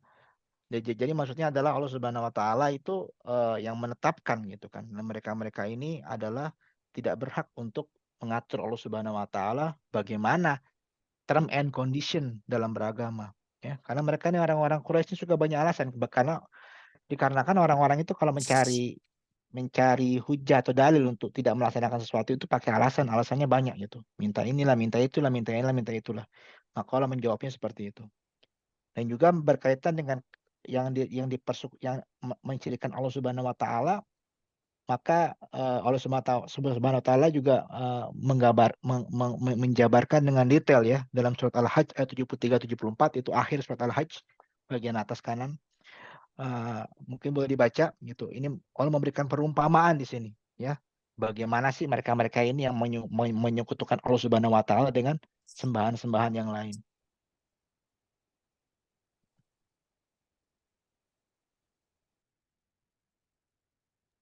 Dibaca? Ya, silakan. Ya ayyuhan nasu duriba mathalun fastami'u lah. Innal ladzina tad'una min dunillahi la yakhluqu dzubaban wa law ijtama'u lah. Wa yaslubhumudz dzubabu syai'an la yastanqidhuhu min du'ufat Dhaufat. talibu du'ufat talibu wal mat'lub. Wahai manusia, telah dibuat suatu perumpamaan, maka dengarkanlah. Sesungguhnya segala yang kamu seru selain Allah tidak dapat menciptakan seekor lalat pun, walaupun mereka bersatu untuk menciptakannya. Dan jika lalat itu merampas sesuatu dari mereka, mereka tidak akan dapat merebutnya kembali dari lalat itu. Sama lemahnya yang menyembah dan yang disembah. Ya, sama lemahnya yang menyembah dan disembah gitu kan, ya. Kita ini tidak yang kita sembah selain Allah itu tidak akan mampu menciptakan lalat. Dan ada fenomena lalat yang menarik apanya? Matanya gitu kan, ya. Matanya lalat itu sangat menarik gitu kan. Dan juga kecepatan sayapnya gitu. Tidak ada yang bisa mampu membuat apa ya namanya? Benda yang dengan sekompleks lalat itu sampai hari ini gitu. Jadi Allah Subhanahu wa taala memberikan perumpamaan, mereka ini yang kamu sembah ini nggak bisa untuk apa namanya? Untuk katakanlah untuk membuat lalat gitu kan. Apalagi membuat yang lebih kompleks lagi gitu. Kalau lalat itu mengambil sesuatu darinya, dia juga nggak bisa ngapa-ngapain, karena patung-patung itu, ya, sembahan itu nggak bisa melawan gitu. Yang disembah dan yang menyembah ini sama-sama lemah gitu kan.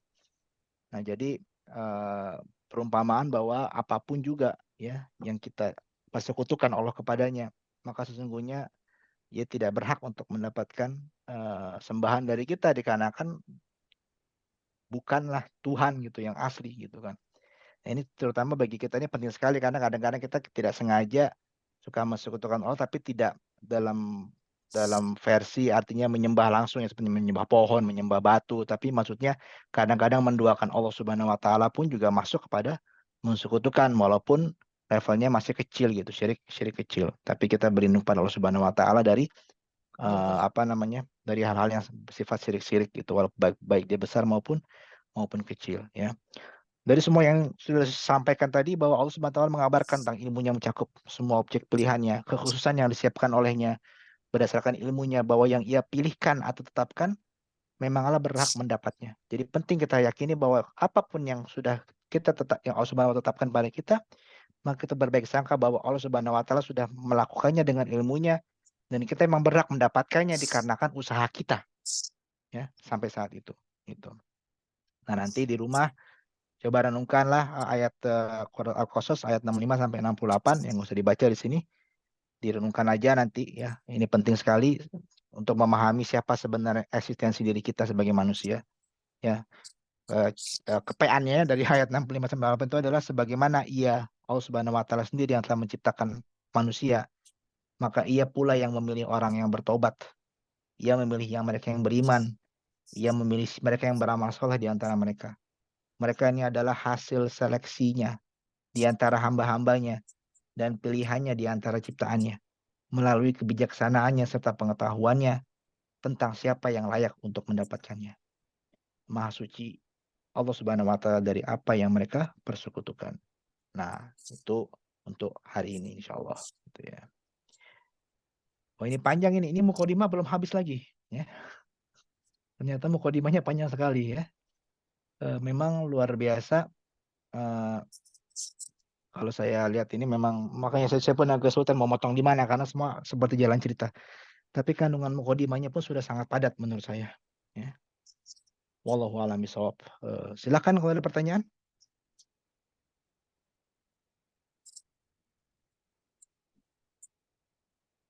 Wah, udah terlalu tinggi atau gimana ini pembahasannya? Kemarin kayaknya terlalu tak saya masukkan lagi slide-nya lah. Siapa tahu nanti siapa tahu lupa gitu kan. Saya share lagi. Share screen. Oke, silakan kalau ada pertanyaan. Saya mau tanya tentang yang pernyataan yang hasbunallah wa ni'mal wakil. Itu maksudnya saya ya itu tentang yang Gaza itu ya. Jadi di satu titik gitu loh, ya kalau saya lihat diri saya sendiri itu jadi kalau dibanding mereka itu kan masih rendah lah gitulah tawakal saya sama mereka gitu ya. Jadi masih iya saya tahu saya harus berserah diri sama Allah gitu kan ya. Tapi di satu apa di sisi manusianya tuh pasti ada tetap begitu kan bahwa manusia itu kan makhluk yang masih berkeluh apa sih namanya udah polanya tuh suka berkeluh kesah lah gitu kan ya kayak gitulah ya. Eh, jadi untuk apa ya namanya ya untuk menuju derajat yang tinggi gitu ya maksudnya ikhlas ridho dengan ketetapan Allah itu tipsnya apa ya? Tipsnya itu sebagaimana yang ini tipsnya sebetulnya kunci dunia akhirat itu ya kalau misalnya kita jawabannya ya. Ya karena kan menjadi orang tuh menjadi selalu konsisten kepada keikhlasan pada Allah. Inilah tipsnya cuma satu kalau menurut saya. Dan ini memang sebetulnya pertama yang paling penting itu adalah memahami eksistensi siapa diri kita. Betul-betul memahami. Jadi nggak cuma sekedar kita tahu kita ini ciptaan Allah, bukan itu, tapi memahami bahwa meyakini betul-betul bahwa waktu kita lahir ke muka bumi ini, kita lahir dari rahim ibu kita, tidak memakai baju sehelai pun, ya, tidak memiliki harta sedikit pun, hanya ada suara yang keluar dari mulut kita saat kita lahir. Tapi kita yakin saat itu kita pasti akan hidup, betul kan? Karena Allah Subhanahu Wa Taala menurunkan rezekinya lewat orang tua kita, lewat orang-orang terdekat kita, gitu, sehingga kita sampai besar. Jadi kita harus meyakini bahwa apa yang ada pada diri kita sekarang, apa yang kita miliki, baik dari sisi ilmu, baik dari sisi fisik, harta, semuanya ini adalah dari Allah Subhanahu wa taala. Dan ketika Allah Subhanahu wa taala berkehendak untuk mengambilnya, ya sebagaimana dalam Al-Qur'an, Allah Subhanahu wa taala yarzuqu may yasha'u wa yaqdir. Allah Subhanahu wa taala akan memberikan rezeki pada siapa yang ia kehendaki dan juga akan membatasi atau mengambil kepada siapa yang kehendaki. Kita meyakini bahwa Allah Subhanahu wa taala sudah menetapkan semuanya di Lauhul Mahfuz jauh sebelum kita lahir, maka tidak ada kekhawatiran dalam diri kita bahwa apa yang terjadi pada diri kita ini adalah sesuatu yang buruk. Kenapa? Kalau kita kehilangan rezeki saat itu, anak atau keluarga atau apa, maka kita yakini bahwa dari awal bahwa kita lahir tidak memiliki, tidak membawa apa-apa. Kenapa sekarang ketika anak kita hilang, ketika istri kita hilang atau rumah kita hilang, mobil kita hilang, maka kita merasa rugi, ya. Nah, ini karena itu adalah attachment kepada dunia yang sangat sangat banyak. Nah, untuk menjaga supaya hati itu tetap berada pada koridor itu, banyak-banyak tadabbur ayat Al-Qur'an sehingga mengembalikan kita kepada pesan-pesan itu tadi gitu. Dan banyak berzikir kepada Allah Subhanahu wa taala, ya. Nah, kenapa dalam pesan-pesan ini banyak sekali dalam Al-Qur'an dan berulang-ulang? Karena Allah Subhanahu wa taala tahu manusia ini lupa gitu. Jadi ketika dia baca Al-Quran dari awal sampai akhir, makanya ada di surat Al-Qasas, ada Al-Hajj, Qasas itu 20, surat 28, Al-Hajj ke surat ke 22, Al-Imran surat ketiga gitu. Jadi hampir semua ujung Al-Quran dari awal sampai akhir itu ada yang eksistensi Allah menjelaskan tentang eksistensi manusia, tentang manusia harus patuh pada Allah Subhanahu wa taala, menerima takdir, semuanya itu ada. Ya, supaya mengingat ketika orang itu baca Al-Quran konsisten dari awal sampai akhir, maka dia pasti akan dapat pesan-pesan itu terus. Saran saya cuma satu, ya banyak. Pertama, perbanyak mengaji Al-Quran secara ya bacaan gitu ya. Kemudian tadaburlah ayat Al-Quran itu minimal setiap malam 1 halaman aja. Ya, jadi nggak perlu baca dalam terjemahannya, baca biasa aja nggak apa-apa. Misalnya 3 halaman, 4 halaman setiap hari gitu. Kemudian setiap malam tadabur 1 ayat. Satu halaman yang tadabbur, baca terjemahannya gitu dengan baik, baca tafsirnya gitu. Jadi karena program rutin sehingga kita selalu attach kepada pesan-pesan ilahiyah.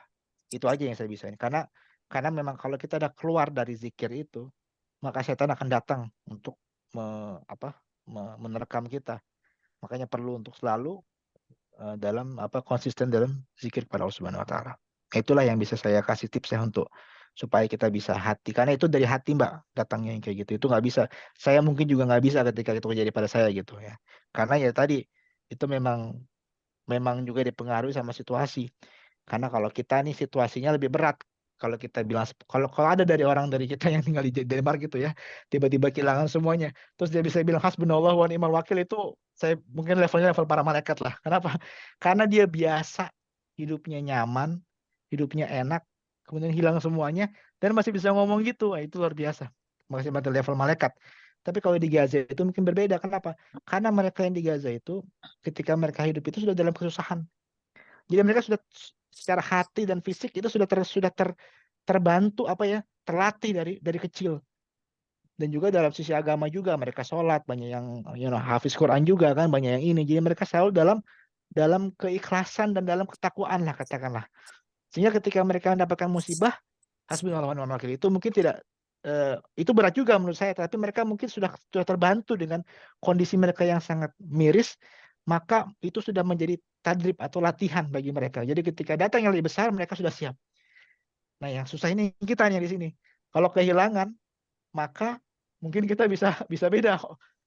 Yang qadirul kita mungkin bukan hasbunallah wa ni'mal wakil gitu. Tapi karena apa? Karena kita tidak terlatih untuk hidup dalam kondisi seperti itu, dan juga keimanan kita juga mungkin berbeda. Ya, tapi biasanya adalah juga latihan dalam kondisi surrounding. Makanya kenapa yang diuji itu orang-orang di sana? Karena mereka di sana itu sangat ya kalau katakan sebenarnya bukan kita katakan bahwa yang ujian itu harus dalam kesusahan aja, tapi juga ujian itu juga dalam kebaikan juga ada biasanya. Dan orang cenderung gagal biasanya diuji dalam kebaikan. Nah, mungkin kita nih ujiannya nanti dalam bentuk kenikmatan yang Allah tambah kepada kita terus-menerus. Apakah kita bisa istiqomah untuk selalu menyuarakan kalimat kebenaran gitu kan, untuk istiqomah dalam beribadah, membantu saudara kita, ataukah kita nanti malah ikut-ikutan gitu. Semoga jelas ya, walau alam bisawab. Tapi intinya zikir, mengaji Al-Quran, dan rutin lah kita ada sesi bertadabbur Al-Quran setiap hari. Oke, ada lagi? Kalau tadabbur Qur'annya itu lebih baik itu kayak berurutan ya. Kadang nggak, maksudnya kadang saya mengalami gitu ya, kalau ada lagi hati lagi, aduh pengen deh gitu ya, Allah tuh bicara sama saya gitu kan. Kadang kan ada metode tuh, udah buka halaman apa aja mungkin itu petunjuk Allah gitu kan ya. Terus kadang kalau saya baca gitu, kayak berurutan gitu tuh kayaknya kan nggak matching sama kondisi hati gitu kan. Jadi ternyata ini ngomongin tentang Firaun gitu. Saya kan nggak butuh Firaun, Pak, cerita Firaun gitu kan istilahnya gitu kan ya. Hmm, jadi maksudnya tuh saya pengen pas lagi tadabbur Quran tuh itu tuh yang langsung klop ke suasana hati gitu loh. Jadi Hmm. gimana ya? Tematik gitu Metode ya. untuk tadabbur Qurannya gitu. Ya, betul. Ya, betul. Jadi memang ya harus diakui lah kadang-kadang kalau kalau dari awal tuh suka, maksudnya mau kita bilang boring atau nggak boring, mungkin monoton ya. Jadi kan nggak ada konteksnya. Jadi mungkin kita kehilangan interest gitu kepada ayat-ayat itu gitu. Karena Ya. dia mungkin berhubung cerita masalah Bani Israel ini kagak ada hubungan gitu. Apalagi jangan yang dan metode yang buka nanti seolah-olah bahwa apa yang kita buka itu Allah seolah-olah ingin berpesan pada kita. Nanti malah salah lagi gitu kan, lagi ada masalah sama suami buka ternyata buka Anissa gitu, apa nikahilah 2 atau 3 atau 4 gitu, wah tambah salah lagi gitu kan. Jadi ini malah malah malah tambah marah bukannya jadi jawaban gitu kan. Fangkihu ya, apa namanya, minan nisa imasna wasulasa waruba, nah salah kok jadi gini gitu kan. Jadi kalau menurut saya adalah eh, ya pertama yang paling enak itu tadabbur kepada ayat yang sudah kita hafal ya. Jadi makanya penting sekali punya hafalan. Jadi kalau kita sudah hafal misalnya Al-Ikhlas gitu, kita bacalah tadabbur Al-Ikhlas. Bukan terjemahan ya, tadabbur ini kita bicara tadabbur ini tafsir loh. Downloadlah cari tafsirnya Ibnu Katsir misalnya, bacalah Al-Ikhlas tuh panjang ya tuh tafsirnya ya. Jadi kita dapat esensinya. Kenapa? Karena kita sudah hafal ayatnya, jadi tahu kalau ini tuh maksudnya apa gitu kan.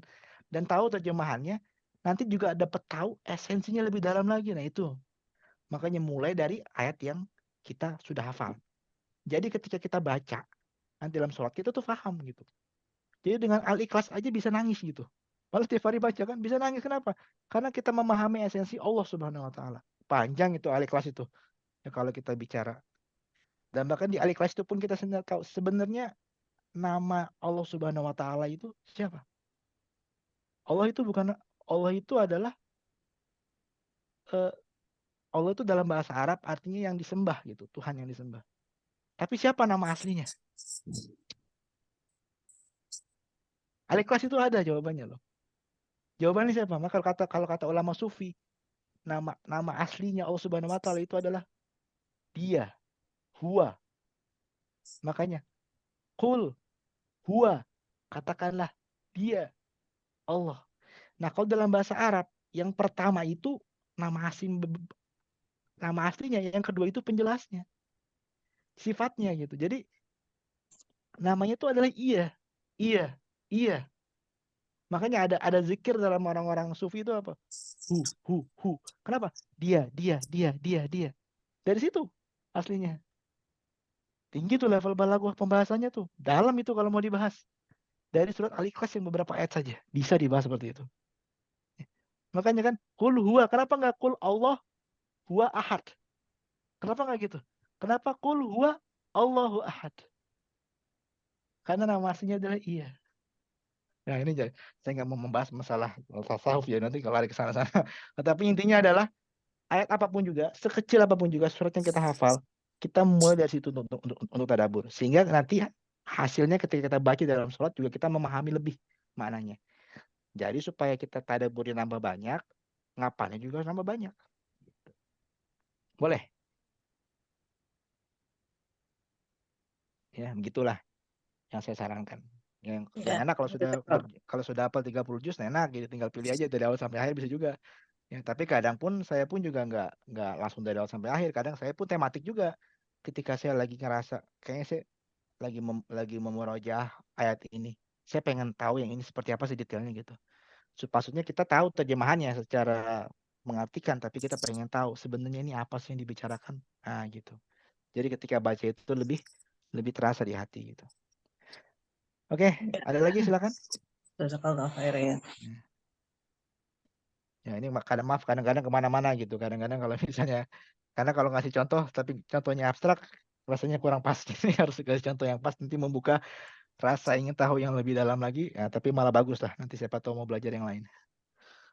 Ada lagi Pak silakan. Ustadz, itu Pak, masalah takdir itu kan tentang misalnya kayak takdir yang tidak bisa dirubah seperti kematian, terus juga apa namanya dari hadisnya kalau nggak salah, saya juga lupa. Hmm.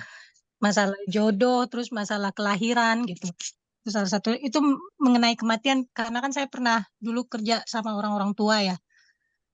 Kita dibilang boleh berusaha, ikhtiar, tapi kemauan para orang-orang tua itu yang sudah usianya, memang sih mereka bukan muslim ya, cuman ini secara general aja saya ingin minta pemahamannya. Itu ternyata kemauan orang-orang tua itu sebenarnya mereka pengen ya udahlah nggak usah ikhtiar, maksudnya sampai sakit gitu, sampai usianya 98 100 tahun kayak gitu.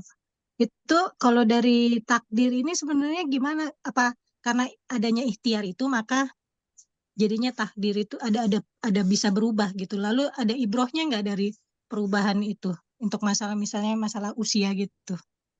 Oke. Jadi begini, kalau jadi masalah takdir itu sekali kan ini perkara yang sifatnya adalah gaib. Pertama, kita tidak tahu apa yang Allah Subhanahu wa taala tulis.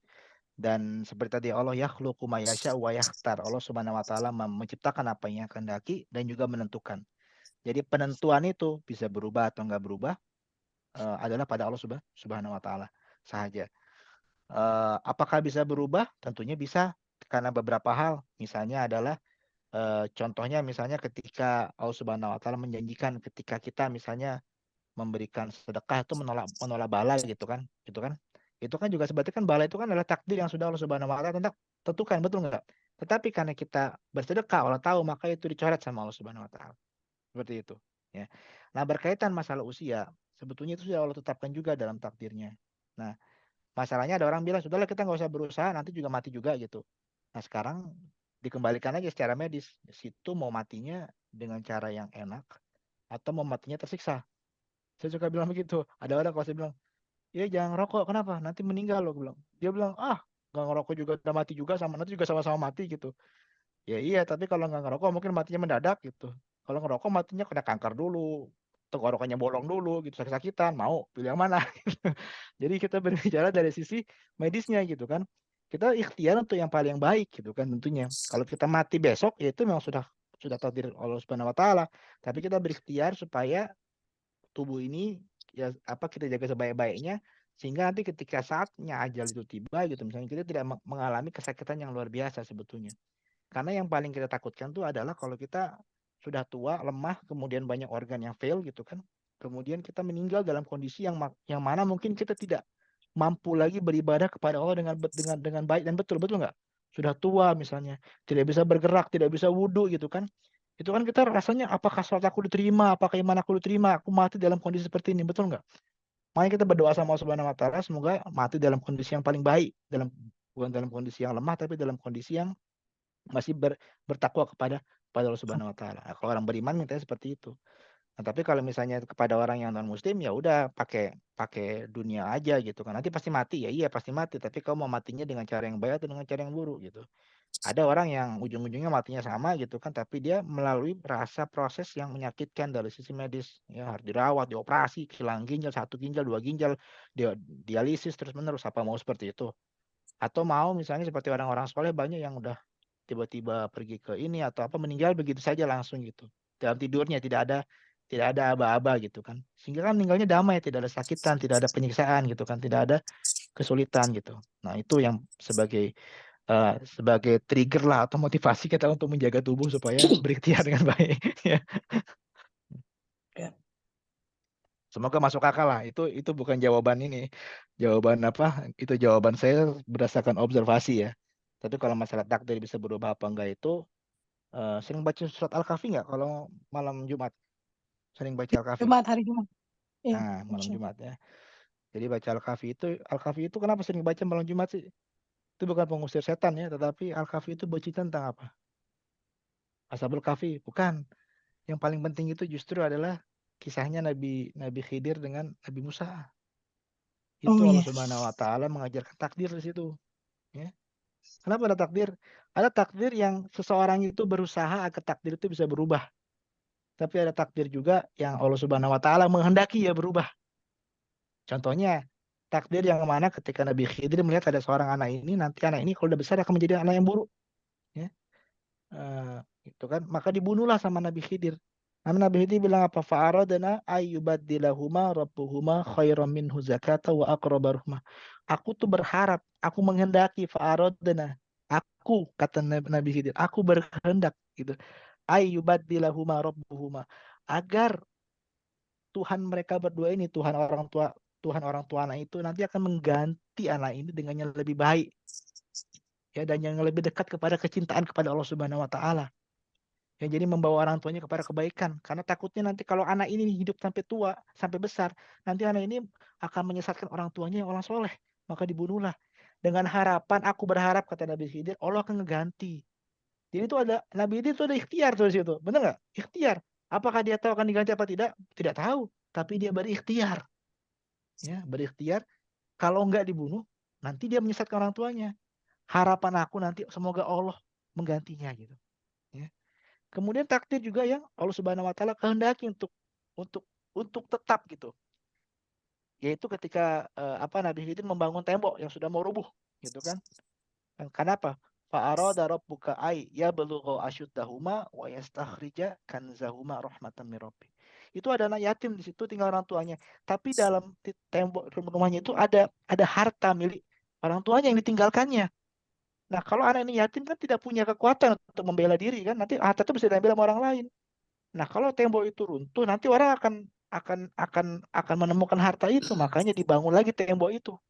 Karena Allah Subhanahu wa taala menginginkan agar nanti anak itu kalau sudah besar dia yang menemukan harta itu. Maka itu adalah takdir yang Allah Subhanahu wa taala inginkan kepada anak itu, dan dengan tangan Nabi Khidir dibangun tembok itu supaya takdir itu bisa terwujud.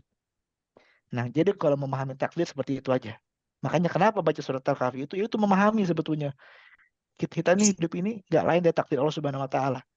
Tergantung kita yang mau mempengaruhi takdirnya, walaupun bisa atau enggak, tapi kita berusaha sebagaimana Nabi Khidir, dan juga kita yakini bahwa kalau kita berlaku amal soleh yang banyak ya, seperti orang tua yang anak yatim itu, maka Allah Subhanahu wa taala akan menjaga keluarga kita dan akan memberikan takdir terbaik bagi kita lewat tangan-tangan yang tidak akan kita lihat dari mana datangnya. Nah, gitu. Semoga masuk akal juga ya. Karena menurut saya kalau ada jawaban mana takdir, biasanya saya selalu menggunakan surat Al-Kahfi, karena ya setiap Jumat kita baca kan. Nah, tapi jangan dibaca cuman ini aja, baca juga artinya kan, jadi tahu gitu. Ya. Jazakallah. Ya. Semoga ini mukadimah tapi berat sekali pembahasannya ya, kemana-mana gitu. Jadi kadang-kadang dari sini aja kita sudah melihat bagaimana besarnya, tingginya ilmu seorang Ibnu Qayyim al-Jauziyah itu. Jadi kadang-kadang makanya waktu membahas kitab ini saya agak-agak ragu nih, takutnya ada yang hilang dan tidak sesuai gitu. Karena memang ilmunya memang jauh di atas saya dari sisi cakupan ya, apalagi ada ilmu sufi juga, ada ilmu usul fikih juga. Jadi luar biasa memang. Silakan. Ini udah molor agak panjang nih, kalau ada lagi. Ya Pak, tentang tadi kematian itu, apakah kematian seseorang misalkan mati dalam keadaan baik tanpa siksaan dan mati disiksa dulu gitu, apakah itu bisa menunjukkan amalan di dunia? Misalkan karena dia orang baik matinya karena nggak disiksa kayak gitu, terus itu menunjukkan kalau dia baik di dunianya atau amalnya bagus gitu. Apa itu ada dalilnya Pak? Jadi kalau dikatakan dalil mungkin tanda-tanda saja ya. Biasanya kan seseorang itu meninggal cuma dalam keadaan dua, apakah dia husnul khotimah atau dia su'ul khotimah. Nah, ada tanda-tanda yang biasanya didapati yaitu husnul khotimah dari beberapa riwayat, yaitu ya misalnya ada keringat keluar di sini gitu kan, di dahinya gitu kan. Kemudian tersenyum semua gitu.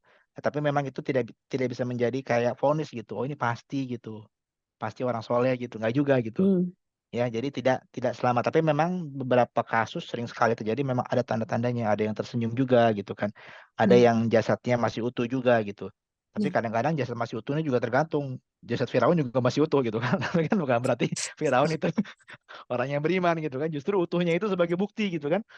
Jadi banyak juga faktor-faktor lain. Tetapi memang tidak menjadi jaminan sebetulnya bahwa kondisi seseorang itu apakah matinya senyum apa enggak senyum, melotot atau enggak melotot, itu dia masuk termasuk hamba yang soleh atau enggak soleh gitu ya. Dan juga apakah disiksa dalam kubur juga, nanti itu juga sebetulnya tidak ya sifatnya misterius lah. Kalau kita katakan apakah apakah sisa kubur itu ada, sisa kubur itu ada, tapi apakah orang yang beriman itu nanti akan didapatkan sisa kubur? Nah, hadisnya itu adalah ada satu hadis, itu hadis riwayat Ahad. Nah, perkara dalam masalah akidah ini penting juga. Dalam masalah akidah itu hadis itu yang bisa dipakai itu harus hadis yang sifatnya mutawatir. Jadi makanya kalau ada hadis ahad misalnya mengenai Khawatir kondisi maksudnya apa, Pak? mutawatir itu adalah jadi dalam kita menetapkan satu hukum dalam Islam itu ada hukum yang sifatnya muamalah, ya amal-amalan sehari-hari, ada hukum yang sifatnya akidah yang berhubungan dengan keimanan. Nah, hadis itu ada yang levelnya katakanlah kita tahunya sahih betul ya. Sahih itu bagus ya. Bagus dari sisi sanad ya periwayatan. Sanad itu periwayatan, maksudnya nggak ada dari periwayatannya itu orang-orang yang pembohong atau yang pelupa gitu. Dan dari sisi matan, dari kandungan konten hadis itu isinya tidak berseberangan dengan yang kita pahami syariah secara umum. Nah, ada juga hadis yang doif, misalnya ada periwayatan mungkin perawinya yang meriwayatkan itu ada yang lemah ingatan gitu misalnya. Tapi nggak pendusta, maksudnya nggak suka bohong, tapi cuman mungkin udah pikun gitu kan. Nah, jadi hadis itu kalau soheh bagus, berarti bisa diimplementasikan pada tempat yang tepat. Jadi misalnya hadis soheh tidak bisa diimplementasikan apabila dalam bidang akidah apabila hanya ada satu jalur periwayatan saja. Nah, kalau ada hadis yang isinya sama, kemudian diriwayatkan lewat jalur-jalur yang berbeda, sampai 7 minimal, ini levelnya mutawatir namanya. Jadi artinya hadis ini tidak akan mungkin salah sama sekali. Pasti, kenapa? Dia lewat Purworejo, lewat Solo, lewat Banten gitu kan, sampai Jakarta ibaratnya. Jadi pokoknya sesuatu berbagai macam tempat, tapi isinya sama gitu. Orang-orang yang meriwayatkan beda-beda juga gitu. Nah ini namanya mutawatir. Nah hadis yang seperti ini lewatnya lebih dari soheh, dia soheh dan dia mutawatir.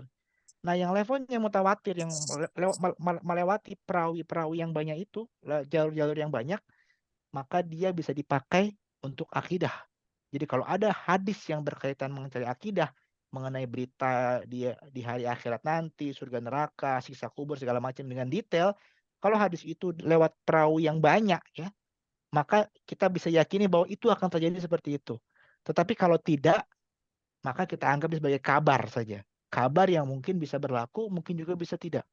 Nah, hadis yang berkaitan mengenai sisa kubur tadi, itu menceritakan dua biasanya, Mbak. Cuman ketika orang itu beriman, maka dibawa ruhnya ke langit, kemudian dibukakan pintu, disebutkan namanya oleh para malaikat, gelaran terbaiknya di muka bumi. Sampai yang ketujuh, akhirnya ada suara dari Allah Subhanahu Wa Taala, aku meridhoinya, dikembalikan lagi jasadnya ke dalam ruhnya. Itu kan. Kemudian didatangkan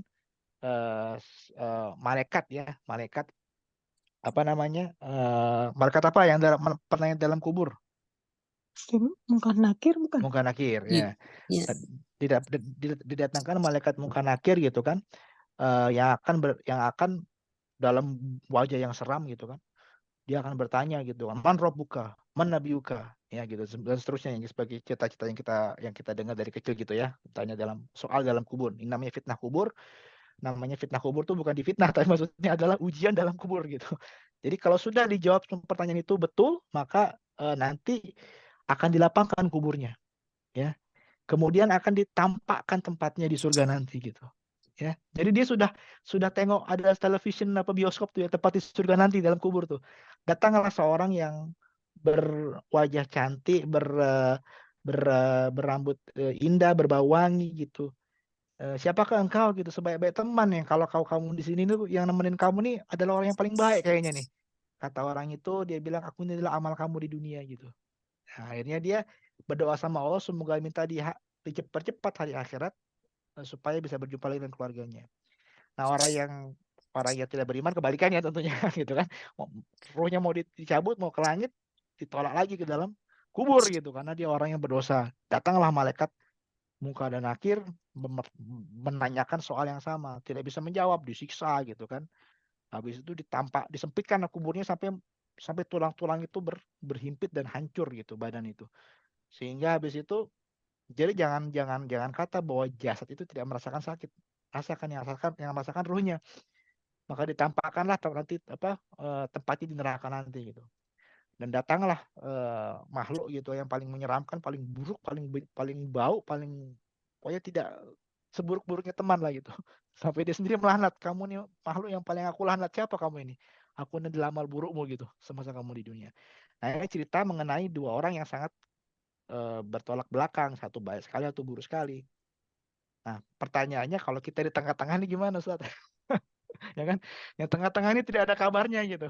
Ya, apakah kita lolos fitnah atau enggak gitu. Ujian kubur tuh kita lolos atau tidak gitu. Kalau kita lolos kita ikut yang sebelah sana, kita lolos kita ikut yang ini. Makanya tidak ada kabar yang mengenai orang-orang yang tengah-tengah gitu. Ya. Apakah nanti juga orang yang tengah ini nanti ketika dalam hari kiamat nanti ketika masuk dalam surga ini apa masuk neraka dulu, disucikan dulu, ataukah langsung diampuni oleh Allah Subhanahu wa taala juga tidak banyak keterangan dengan jelas. Semua ini sifatnya gaib. Hanya Allah Subhanahu wa taala saja yang tahu. Tapi makanya banyaklah baca-baca ayat ya, ayat-ayat seperti surat Tabarok gitu ya, untuk menghindari kita dari sisa kubur. Ya, jadi kalau mau kita dilindungi dari sisa kubur, dikuatkan hati kita untuk menjawab pertanyaan dalam kubur, banyaklah baca surat Tabarakalladzi biyadihil mulk. Surat apa tuh? Mulk. Al-Mulk. Ya, surat pertama juz 9. Dihafal tuh, baca sebelum tidur. Minta sebagai dengan surat itu kita dikuatkan hati kita dalam kubur nanti menjawab soal malaikat munkar dan nakir. Karena nanti malaikat itu muncul dalam bentuk yang paling menakutkan, dengan suara yang paling keras dan paling mengerikan. Sehingga ketika kita dibentak sama dia itu lupa semua. Karena kita pernah dibayangkan kalau kaget gitu ya, dikagetin sama orang tuh kita lupa kan, lupa nama, lupa apa gitu, nggak bisa ngomong, speechless lah gitu. Nah, dalam kubur pun seperti itu. Makanya orang-orang yang beriman itu diberikan kekuatan sama Allah Subhanahu wa taala dalam hatinya untuk menjawab soalan itu dengan baik. Ya. Nah, kita dengan surat Al-Mulk itu kita minta sama Allah semoga diberikan kekuatan menjawab soalan itu. Ada lagi satu cara kalau misalnya mau aman gitu, mati syahid. Nah, ya orang yang mati syahid itu dibebaskan dari fitnah kubur. Ya. Enak kan? Ya. Kadang-kadang orang bilang dinikahkan dengan malaikat, itu mah dinikahkan dengan bidadari, itu mah yang terakhir nggak masalah. Saya mah selamat dalam kubur itu juga ada ini ya, lumayan ya. Jadi tidak diampuni dosanya ketika dalam tetesan darah pertama gitu kan. Ya ketika ketembak gitu misalnya. Nah, itu dosanya diampuni sama Allah Subhanahu wa taala semuanya. Kemudian sudah melihat tempatnya di surga sebelum ruhnya meninggalkan tubuhnya. Luar biasa tuh kan. Gitu. Kemudian dihindari dari fitnah kubur gitu. Nah, dihindari dari ketakutan di hari akhirat nanti. Jadi semua orang di hari kiamat nanti, baik beriman ataupun tidak beriman, itu semua ketakutan. Kecuali orang-orang yang mati syahid gitu. Ya. Jadi banyak tuh ininya privilege-nya ya kalau kita bilang. Ya. Makanya orang berlomba-lomba kenapa? Karena kalau udah masuk surga pun di emperan pun sudah nggak apa-apa gitu kan. Yang penting jalannya itu masih panjang dari kubur, padang mahsyar, di mizan gitu kan. Aduh banyak banget itu. Ini mungkin masuk kubur aja kita nggak lolos gitu kan. Belum lagi nanti dia ya ya Allah gitu kan. Makanya cari yang paling gampang itu mati syahid gitu ya. Oke. Tapi jangan besok tiba-tiba semuanya pergi ke Palestina gitu kan. Nanti kita kosong juga di sini. Pasti kita berdoa aja gitu kan. Berdoa semoga kalaupun kita nggak sampai di medan jihad, paling nggak pahalanya sampai kepada kita gitu. Walaupun mati di atas tempat tidur sebagaimana sahabat Nabi SAW ya, pedang Allah yang terhunus ya namanya Khalid bin Walid ya, yang berperang sepanjang hidupnya gitu kan. Tidak pernah ada perang yang dia perang tuh tidak pernah ada yang dia kalah. Bahkan waktu dia masih dalam kondisi kafir pun dia menang perang. Perang Uhud itu dia yang mimpin tentara berkudanya gitu. Ya, bahkan waktu dia kafir pun dia menang perang terhadap umat Islam gitu kan. Dia meninggal dalam keadaan sakit gitu kan. Katanya tidak ada tempat dalam tubuhku ini ya yang tidak ada goresan tombak ya dan tusukan panah dan sabetan pedang, semuanya ada gitu karena berperang terus. Tapi aku mati seperti seorang pengecut di tempat tidur. Ya. Tapi pahalanya insya Allah pahalanya pahala syahid. Kenapa? Karena dia mencari syahid sepanjang hidupnya. Tetapi tidak Allah takdirkan. Tapi insya Allah Allah genapkan pahalanya pahala syahid. Oke. Ada lagi? Ada. Kalau nggak ada nggak apa-apa. Ini kita over lagi karena mohon maaf karena memang mukadimahnya panjang, jadi saya mencoba untuk dengan baik gitu menyampaikan apa yang Imam Ibnu Qayyim al-Jauziyah tulis. Tidak ada yang, kalau saya coba rangkum sedikit kalau yang memungkinkan gitu kan, tapi supaya tidak lari maknanya dari yang beliau maksudkan dalam kitabnya gitu. Nanti insya Allah mungkin masuk ke bab berikutnya mungkin lebih to the point gitu karena sudah kepada pilihan. Jadi ini jadi flow-nya adalah dari pilihan. Nanti kenapa Allah Subhanahu wa taala memilih kota Mekah? Kenapa Allah Subhanahu wa taala memilih malaikat-malaikatnya nama-nama seperti ini? Kenapa Allah Subhanahu wa taala memilih Rasulullah? Kenapa Allah Subhanahu wa taala memilih Ka'bah dan segala macamnya? Itu dari keyakinan kita bahwa Allah menetapkan pilihan. Jadi kita dari situ flow-nya seperti itu memahaminya. Jadi nggak langsung gujuk-gujuk langsung gitu. Semua ada pemahamannya bahwa semua ini kita harus yakini bahwa Allah memilih sesuatu itu berdasarkan ilmunya, pengetahuannya, kebijaksanaannya, dan meyakini bahwa yang Allah tetapkan itu adalah karena memang ia berhak mendapatkannya. Nah, kalau kita sudah paham itu secara keimanan, insya Allah menerima semua konten yang berikutnya nanti yang akan dipaparkan dalam kitabnya. Makanya penting sekali memahami mukadimah ini dengan baik. Terakhir, nggak ada. Kalau nggak ada, minggu depan Pak Rifai mungkin saya nggak tahu apakah saya out of Denmark gitu ya minggu depan. Tapi kalau saya bisa siapkan sebelum weekend nanti saya kasih kabar gitu kan. Mungkin ada, kalau nggak ada nanti saya kasih tahu weekend kalau nggak siap. Karena saya takutnya saya bisa ngisi tapi kalau materinya nggak siap nanti nggak enak gitu kan. Nanti Oke. baca buku aja. Kalau baca Oke, buku Pak. jadi bosan nanti. Ya. Ini pun udah mencoba untuk nggak baca buku tapi karena semuanya harus dibaca ya gimana lagi gitu. Ya. Oke. Ya. Kalau gitu kita tutup dengan membaca aqulu qouli hadza astaghfirullahaladzim li wa lakum wa lisairil muslimin wal muslimat wa min dzunubina fastaghfiruhu innahu huwal ghafurur rahim. Subhanakallahumma wa bihamdika asyhadu an la ilaha illa anta astaghfiruka wa atubu ilaik. Wal 'asri innal insana lafi khusr illa alladziina aamanu wa 'amilus shalihati wa tawassaw bil haqqi wa tawassaw bis sabr. Kalau ada kekhilafan, kesalahan, mohon maaf dari saya pribadi. Semoga Subhanahu wa taala mengampuninya, dan kalau ada sesuatu yang betul maka itu sesungguhnya adalah dari Allah Subhanahu wa taala saja. Assalamualaikum warahmatullahi wabarakatuh. Waalaikumsalam. Waalaikumsalam.